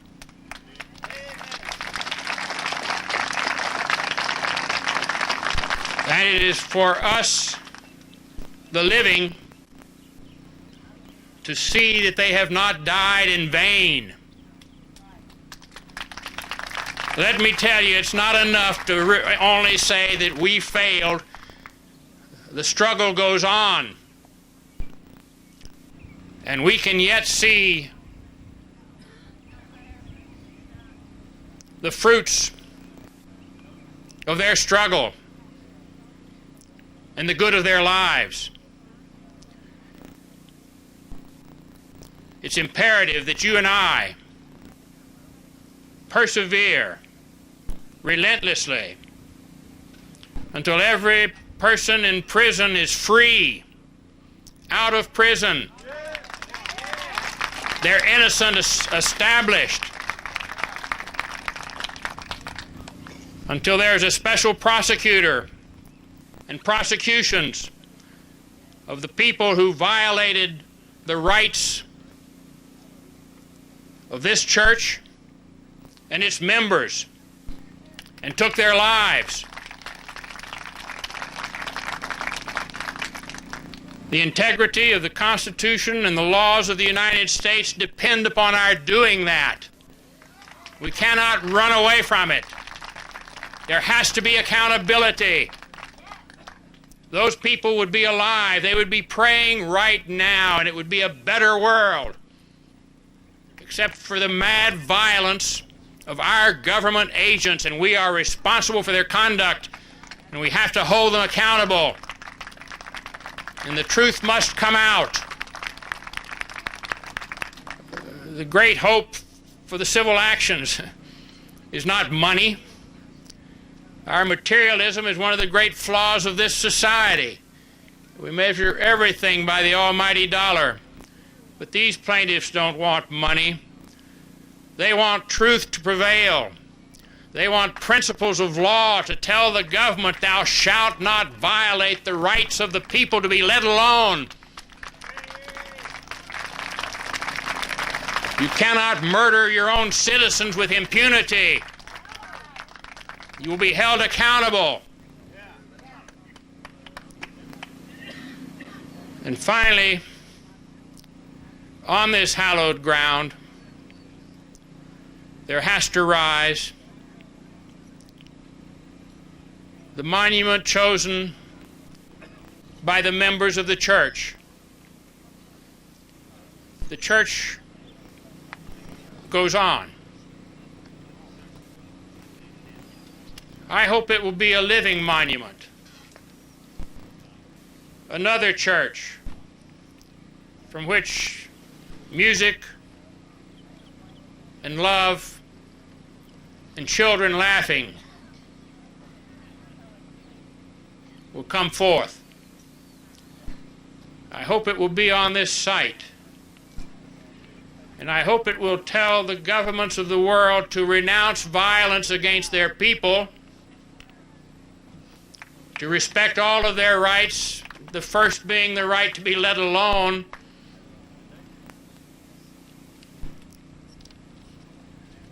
and that the people will assume the responsibility for seeing that governments serve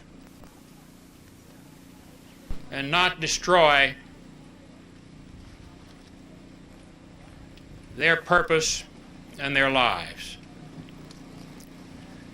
let us go forth from here committed to see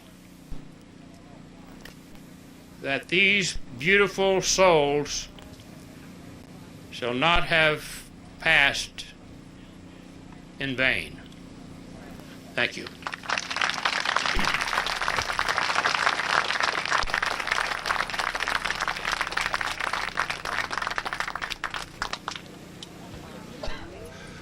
A little bit of an update on the bombing in Oklahoma City. As I understand, the one bomb did go off. 6 children were killed. 90 people have been injured. 2 more bombs have been found and disarmed. Hamas has taken credit for the bombing, but every news report that I've heard thus far, every news reporter is mentioning that this is the 2nd anniversary of the fire here at Mount Carmel.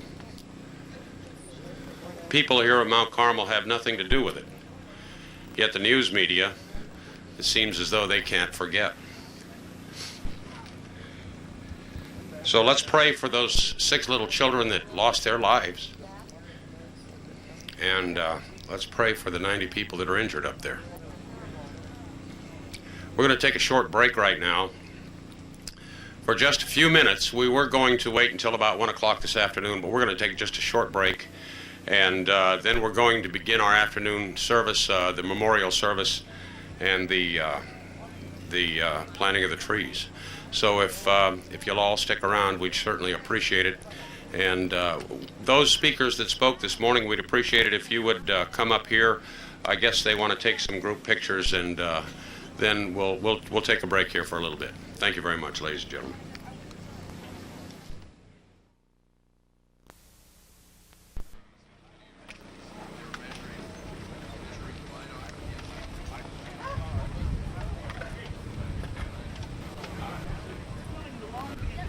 It is the best and most comprehensive book on Bohemian Grove, and it's written by Mike Hanson, my old camera guy. Mike Hanson Archives.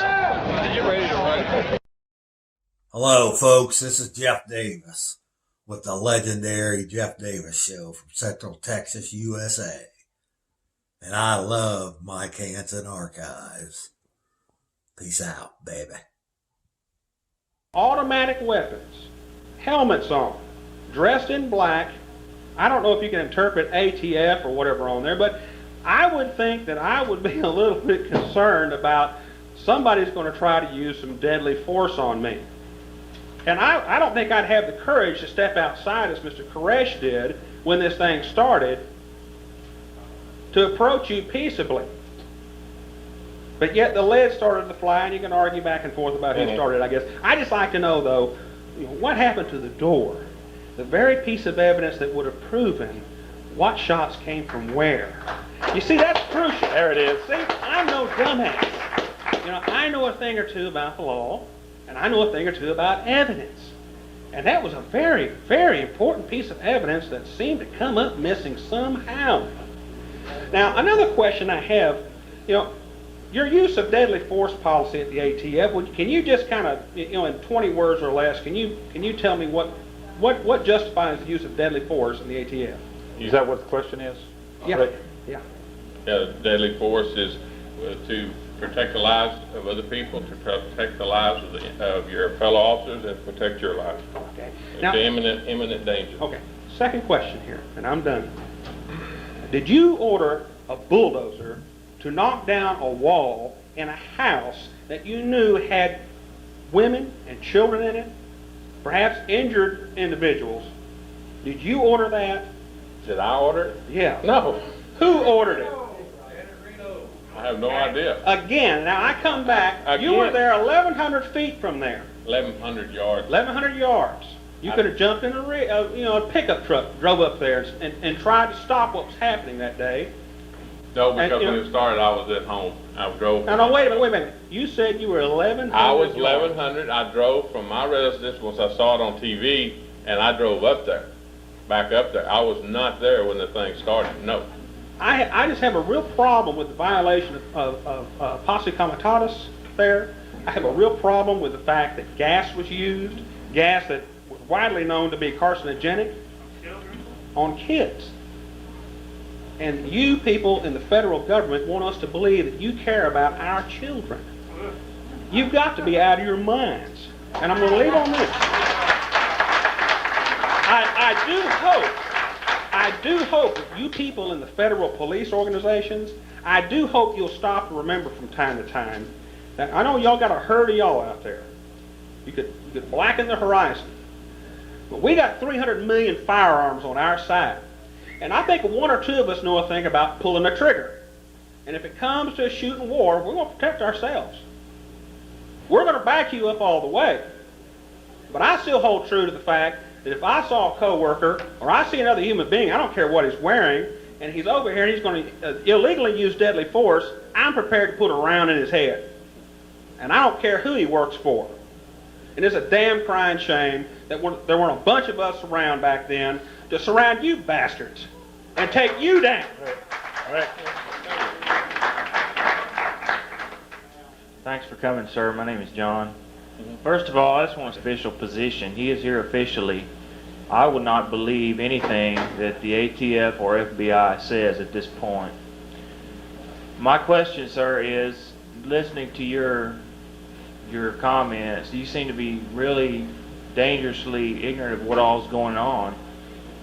And I'm wondering how people in the ATF and the other federal agencies formulate their opinions about what the truth is in this country. Do you get your information from ATF management? Do you get your information from the propaganda bureaus like the Anti-Defamation League? Apparently you've never watched any of these videotapes concerning Waco.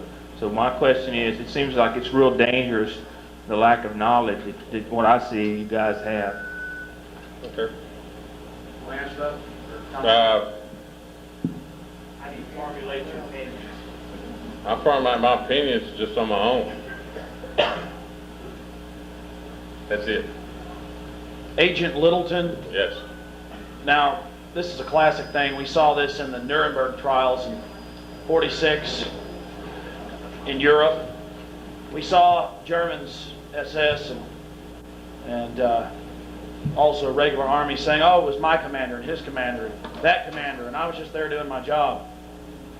And then you say that you haven't seen Waco Rules of Engagement was up for an Academy Award. And it's not some footage they cooked up. It came out in the Senate hearings with Arnold Specter and others.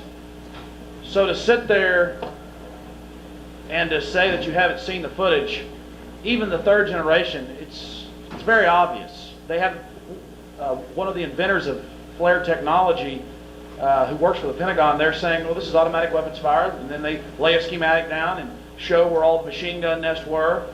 And it shows 60 Minutes wouldn't air a report that introspection that does work for the ATF, who did a study and said, yes, this shows people exiting and entering the building, firing automatic weapons. You see an incendiary device, several of them being fired in. Some of those rounds were actually found, those incendiary grenades. And I understand that the ATF needs more funding for Comrade Clinton and the Clintonistas. We understand this. And we understand that we have the footage of y'all loading up the cameras and going out to kill a bunch of kooks. And I'm sad that your agents, some of your agents got injured and killed. And I'm not going to sit around and make threats. When it comes time for me to leave my parents and my girlfriend and my life, I will for my country. And I really don't want to die because I really don't want to die because I love this country. But if I have to die for my country, I will. And I think I see that little gleam in your eye. You would almost laugh when you would say, I can't talk about that, or I have no idea about that. Okay. You, sir, look like a gangster. You look like a criminal. You reek of it, sir. We didn't bring him here to condemn. Well, that's fine. That's fine. Well, yeah. Don't do anything personal. No, it's not personal. It is personal. It's the huge. Keep it to the facts. It's the huge steel fist. This is why I don't come here. I never will come again. But this is what it comes down to. I had to come and talk to you and tell you that I've read the Constitution. I know what's going on in the country. I know about Rex 84. I know about FEMA. I've been around at the national parks. I've seen the executive orders. I know what's going on in this country. From Oklahoma City, the World Trade Center bombing, the October 29th, New York Times 28 even admits it, got a copy of it in my car, that the BATF and the FBI helped the terrorists, cooked the bombs. Andre Strassmeyer in the Aryan Republican Army, Carol Howe warned the FBI and the BATF. And it doesn't matter. Y'all stir up these hornets' nests to have media events to scare the sheep. And frankly, it's sick and it's sad. And it is the nature of power. That's all you are, is a Roman centurion and all the rest of your type. And I know there's a lot of good people that have left your agencies and have left all the apparatus of control. I want to know why you haven't seen Waco Rules of Engagement and why you won't comment. And you said you were 1,100 yards away from the back of the building where all the automatic weapons fire was coming from. You saw it. Sir, there's footage of it. There's tape of it. You want me to give you one of the tapes? Yeah, I'd have to. Perhaps I'm wrong. Perhaps you're not a criminal. Alex, let him Perhaps you're just power hungry. No. Let him respond. I have to say there was no automatic weapon fire coming from the back of the building. I'd like to see the tapes. I haven't seen those. Well, they got them at the video store. Or why don't you call C-SPAN and get a copy from them? Okay, I'll do They that. aired it on TV, and that's how controlled our press is. Okay.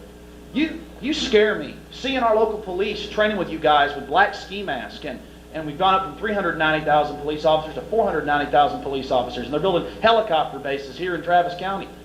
Damn it! We've been sucked off for so long. We pay 62% in some form of tax. We just wallow around and beg like a bunch of little pigs at your feet, and it isn't good enough because you're insecure, and deep down inside you can make the rationales all day. We're self-righteous. We're doing what's right. I'm nonviolent to the end, defending my country from what's coming. And we see it building up. We see it preparing while President Clinton wallows over in China. So to you, you have no soul if you do not come to grips with what really happened in Waco, because you obviously won't even comment on all the missing evidence and on everything else that is happening, the front door to the flare footage, and then to Oklahoma City with the seismographs and General Parton. It's so much. There's so much going on. So much evil, so much tyranny, so much barbarism. What do you think when you walk into your office and there's all these little fleets of minions? It's sad to me. They need to go work for the mob or something. At least there, they can sleep with themselves at night. They're not acting like they're not criminals.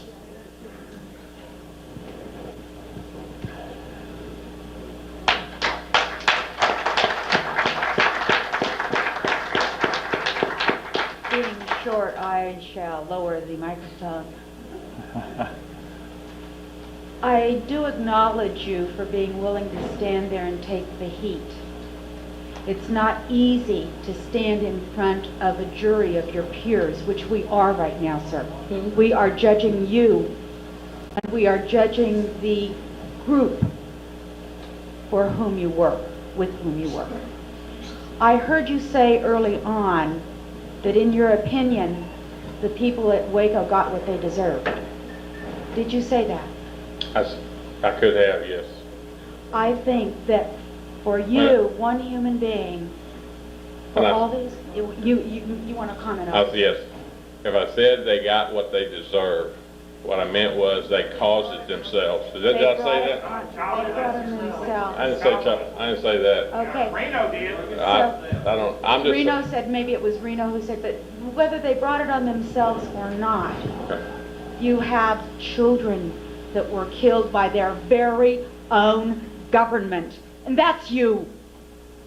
And I am absolutely, I have not been this upset for years, because I want to know, what does it feel to work for one of the most hated groups in this country other than the IRS?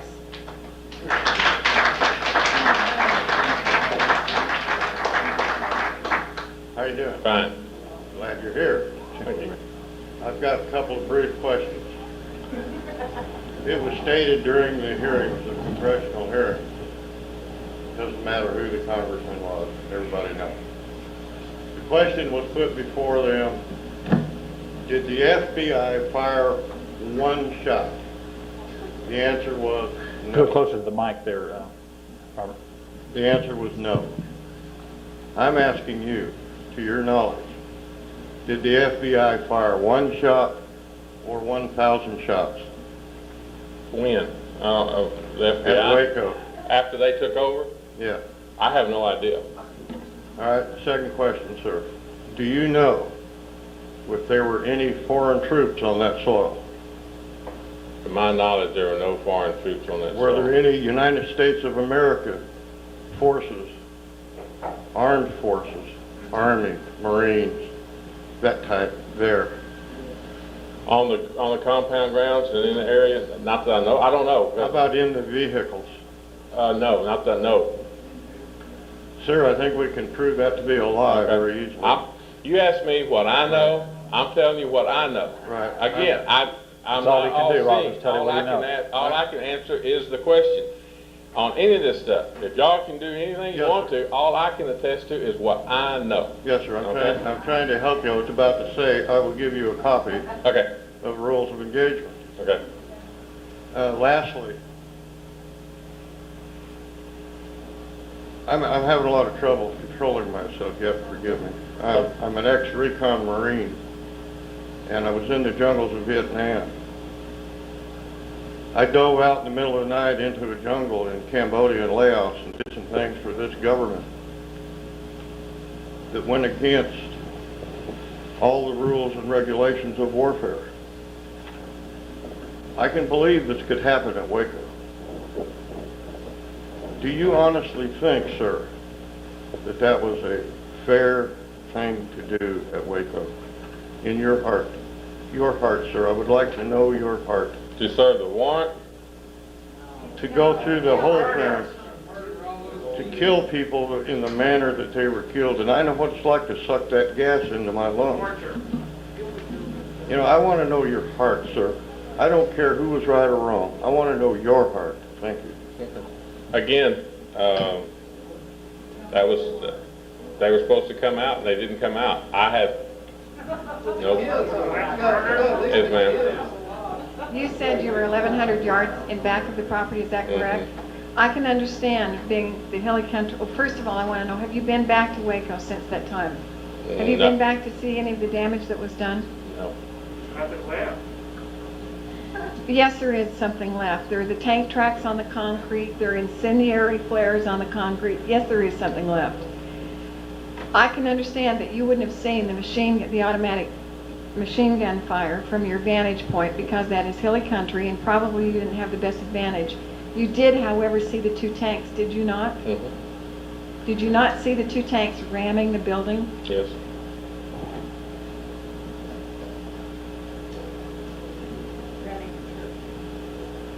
Dale, I'm glad you're here, and I'm glad somebody. Oh, no. No, we are. No, I mean, it's a good study. You're the first live ATF person. You know, I can see all the TV news and everything, and, you know, I have my opinions as well. Mm-hmm. When you first got up there, you stated something. You're a boy from the country.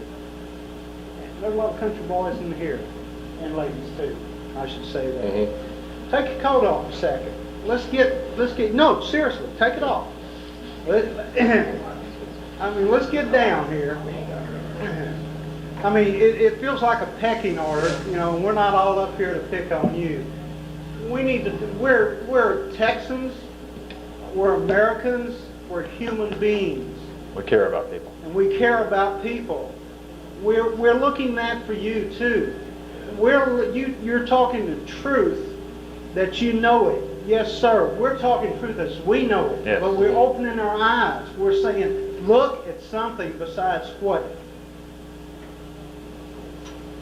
somebody lays down. Get a second opinion, okay?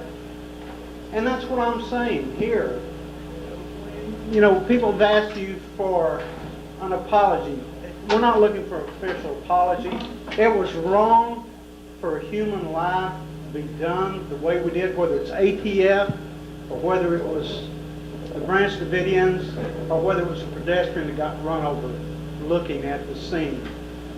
You know, we're human people here. That's what we're trying to do, is quality of life. And that's why everybody's in this room. And we're coming from the heart. We want you to see these things. That's why people want you to look at this rules and engagement, okay? And study. That would be a good idea to take a look at that book that you recommended as well. Yeah, that'd be a good one. That's a good point. I was going to say, since he had asked us to look at this report. Thank you for being here. Sir. I live in Waco, Steve Lane? and if after 28 years in law enforcement you can't answer some of these questions, and I truly believe that you're not sorry, please resign. I'm not going to put any more heat on you. I just want to say the book he's talking about, there's a copy of that book in the state library on the 3rd floor. You don't even have to buy it. Good. Good. I've looked at it. Thank y'all very much. I don't. Yes, ma'am. And I was there Yes, ma'am. when the shooting started. And I know when you said you were in the back of the building. No. Exactly. No. No. I mean when you were in the back of the It's building. on the 19th. On the 19th. Right, okay. I think. But you Well, said what I you were want talking to about when tell the you- shooting started, and I thought you were talking about the first day. No. And I was in the front then. No, I saw the first shots. I told it to the grand jury. I was in the back of the building, and the 3 helicopters came in shooting. And what they were doing was peppering David's room. In fact, when Jack Zimmerman got up in the trial, he said he had been in there, and it was like Swiss cheese. Now they tried, before the shooting started, there was no shooting going on. The first thing I heard was the sound of the helicopters like they were on top of me. And then I went to the window, I saw the shooting, I heard the shooting. I finally, 3 months later, realized that came in trying to kill David. Because his room extended out on the south, from the south of the building, and that's where they were hitting with all their rounds. I was the only one apparently that saw that. And they were on the northeast side of the building. They turned to go to the northwest. I dropped to the floor because I could see that the helicopters were between the 2nd and 3rd floor. And I began to question what I had seen. It was such a shock to me, I couldn't believe it. I've seen plenty of war movies. I came through the Second World War. But I never saw it, in fact, in reality. And when they did turn, everything was very dead quiet. And then after they had turned, and you understand, I didn't see anybody in the helicopters. They asked me that. I said, no, I was looking at them face forward. But there was a girl up in the 3rd floor. She was a person that had a 50 to 80% of her body affected by the fire. She's over in England now. But she gave her story, and when she did, I heard it. When I heard what she said, she looked out her window, which was where the helicopters were turning to go to the front of the building. She saw the men in the helicopters that were had guns, that were doing the shooting. And she confirmed what I had seen. And so I know who shot the first shots. And I told them who shot the first shots. Now, by the time they get to the front of the building, see, I saw the 2 trailers come in. I was on the bottom floor, and I took the newspapers up to my room, threw them on the bed. I was going to lay down and read them. That's when I heard the helicopters. By the time they turned around to the front of the building and then turned to continue firing, then all hell broke loose there. When I went out into the corridor to leave, I left the 2nd of March with the tape that David made the 1st of March in the evening. When I walked out, there wasn't a window that had any glass in it. All the Venetian blinds were hanging on one side. Now, I know there was nobody at those windows because all the women lived in those rooms, and they were on the floor over the children to protect them. And they said they didn't shoot until they saw somebody in a window. All I have heard from you and from all the things that has been said by our wonderful government is lies. And it makes me furious to think that we had no enemies around us. None of our neighbors were our enemies. And yet the government feels that it's right for them to come in and start shooting at us. And when David opened that door to let them in and asked them not to use their guns because of the women and children, that's when they were shooting at him. That's when they started shooting in the front. And one of the men that I had worked with for years, and we traveled because of the things we were publishing, he was one that was shot. And when I tried to find out what the government said about his body, they tried to tell me that he had committed suicide, and his stomach was just as smooth as a baby's.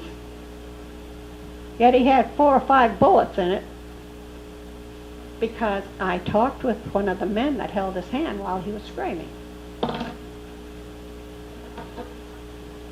They came in not even caring about the people in their own country. They wouldn't use that gas on their worst enemy because it was against the law. So what law did you come in on? I haven't heard you say one thing that gave you the right to come in. Well, Don't say it was for guns. Yeah, it was. It was not. It was. That's Now what let the me warrant, tell you a little story. That was what the warrant was for. Let me tell you a little story about the guns. There's 2 stories on it. Henry was the one that gave us a license to work under him. And the reason we did that was because we had called everyone in from all over the United States and all over the world. Because David was giving us very deep studies, and you couldn't get it if you weren't there.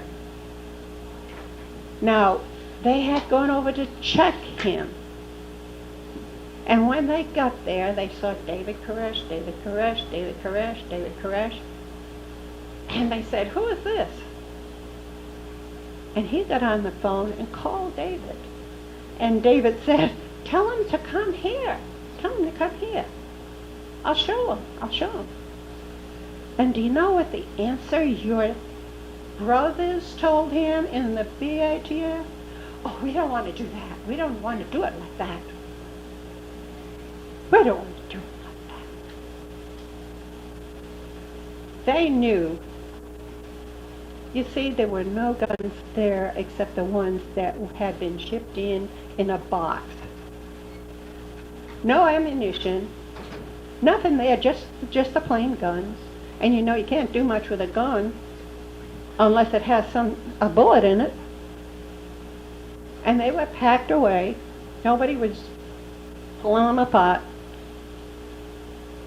And I don't think there was more than 2 or 3 guns there, because I know that Paul and his young son had taken everything we had to a gun show, because that's what we were doing at that time, so we could survive without someone having to go to work. And believe me, the people that I lived with were not riffraff, and they weren't stupid. We had people that graduated from Harvard. We had people that came from, one of the girls that came from Canada that had worked for the United Nations as a linguist. She also had worked for the Canadian government for the schools where she laid out the policy for the children to follow. And most of them from England were social workers. They all had fairly good positions. Nothing mattered except they wanted to kill us all. Nobody wanted to kill you. When the Was for trial guns were found, ammunition was found. there was no guns found. Yes, there was. I'm sorry. There was. And your information about the helicopters and stuff like that, you can look at the raw footage on that, and you can see the helicopters, and none of them ever I looked got- out the window I know and what saw you're doing, them. and you're not telling the And truth. so did Margie. So did Margie. Margie explained it. She explained what she saw with the men there with their guns, with their shooting and all. Okay.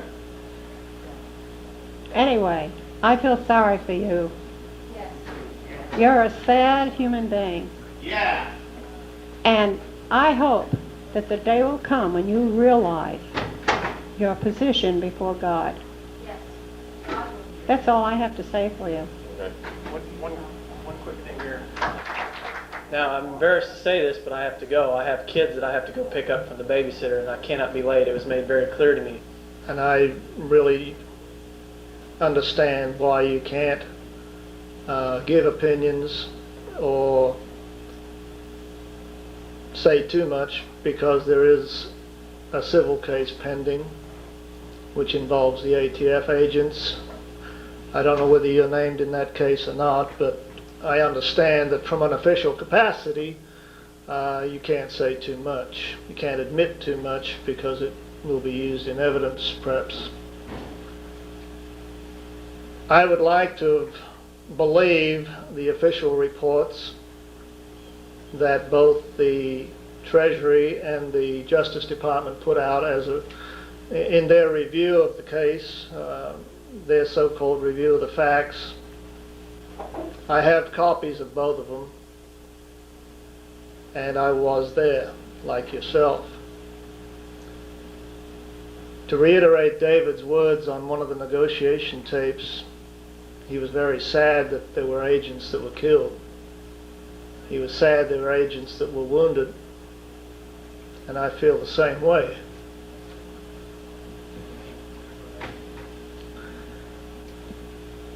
But if we can honestly look at stories that are told, we have to admit that the government's story is not all the truth there is. It's a one-sided view. They may be, many of them, many agents that were there that have their side of the story that they firmly believe in.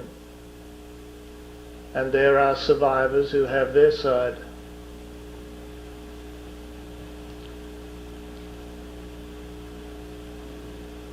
We have every reason to be angry. Like yourself, you lost friends.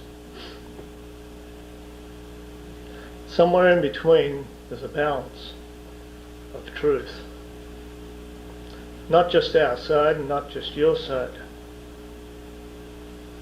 Depending on where you were, what you saw, what you heard, what you experienced, is where your prejudices are.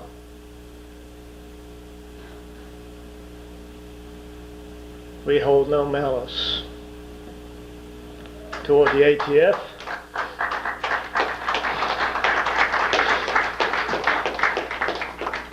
Or the FBI.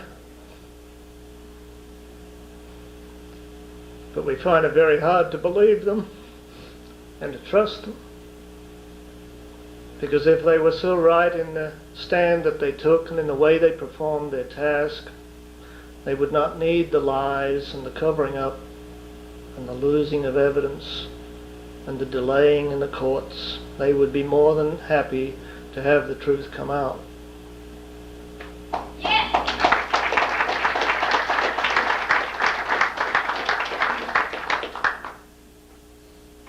May not be your fault that the door's missing. May not be your fault that there were shots fired from the helicopters.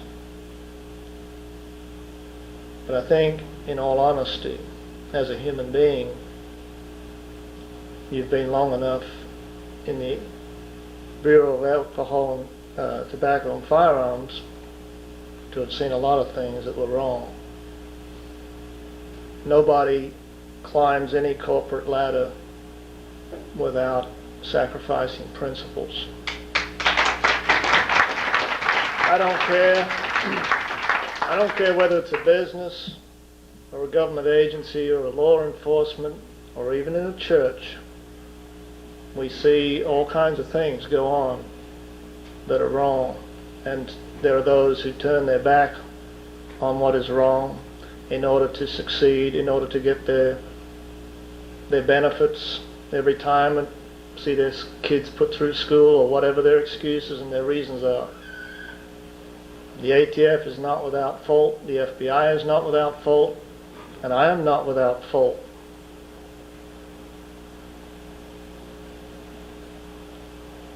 David's great concern was for the safety of not only the people inside the building, but those on the outside of the building on February 28th.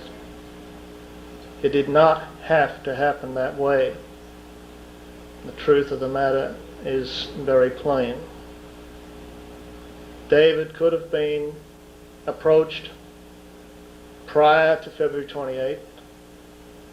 He could have been approached on February 28th in a peaceable manner, and all this could have been avoided. You may feel justified in firing because you were trying to protect your officers. The people on the inside that did fire probably feel justified in responding to protect the women and children and perhaps their own lives.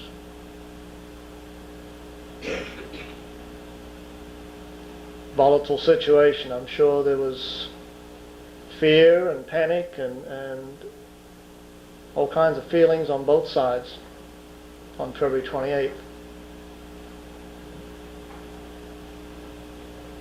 If we were a bunch of crazies that just wanted you all dead, you'd have been all dead. There was no ambush, 50 or 60 people standing at all the windows with machine guns and bazookas ready to blow you away, or you would not have any ATF agents walk away after 2.5 hours, even if you still had some ammunition. That was not our intent.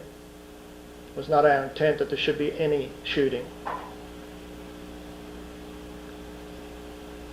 And we were made to pay for defending ourselves for 51 days by another agency, which I understand you're going to absolve yourself from, being the FBI, who also justify everything they did, the torture and the lying, because they feel we brought it on ourselves. We refused to come out. Like you said, those reports show wrongdoing in the ATF. They show wrongdoing in the FBI.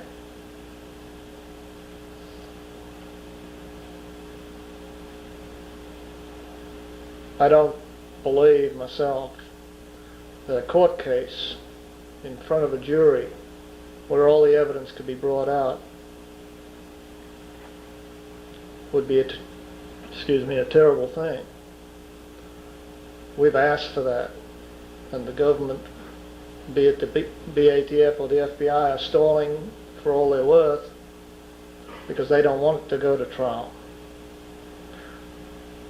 As in the case of Lon Horiuchi, who feels he is justified in being protected by his position in the agency for shooting Vicki Weaver. He doesn't feel he should go on trial. He should be exempt. Maybe you feel the same way for some of the officers involved in Waco. But if the truth's ever going to come out, then it needs to be allowed to come out. And it needs to be, all the evidence needs to be put out on the table for not just the jury and the courts to look at, but for the whole American people.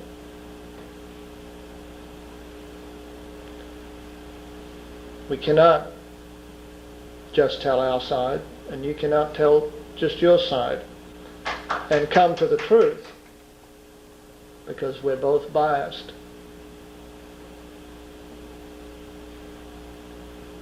I hope that in the months and years, whatever remain for us all to go through, that somehow there can be some kind of reconciling some kind of acknowledgement. And above all, I believe what would have pleased David the most would be that those that were party to the raid and to the siege that followed could somehow ultimately learn the truth that David tried to put across and to have a part in his kingdom. That was all he was interested in, was the saving of souls. Regardless of what you may think of him, his lifestyle or his teachings or what took place for 51 days, David was very concerned for souls. And that's what we're about. And we would love to see you all saved. I don't want revenge. I don't want to see any more people killed on either side. But unless we're willing to be honest with one another and face up to the things that we as a government perpetrate and do, and take a stand about whether it's right or wrong or not, based on the facts and not on our loyalty to our agency or whatever, then we will have other Wacos. We will have other situations where people will feel justified in resisting abuse of power or a violent entry on some pretext.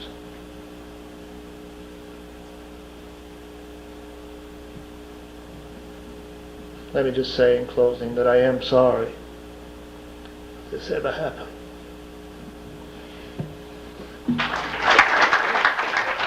Hello folks, this is Mike Hanson here on Mike Hanson Archives on YouTube and here on my Facebook, and we're here at the 25th anniversary of the memorial service here in Waco, Texas, and we got Clive Doyle here.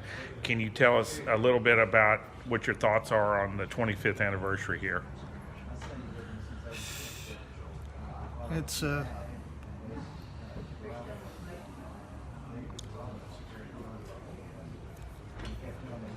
It's all right. Everybody knows you. It's kind of hard. My daughter just died. Now, that's what I heard, and we didn't put it out on the internet because we were asked not to. This is the first time people out here on my a lot of them don't.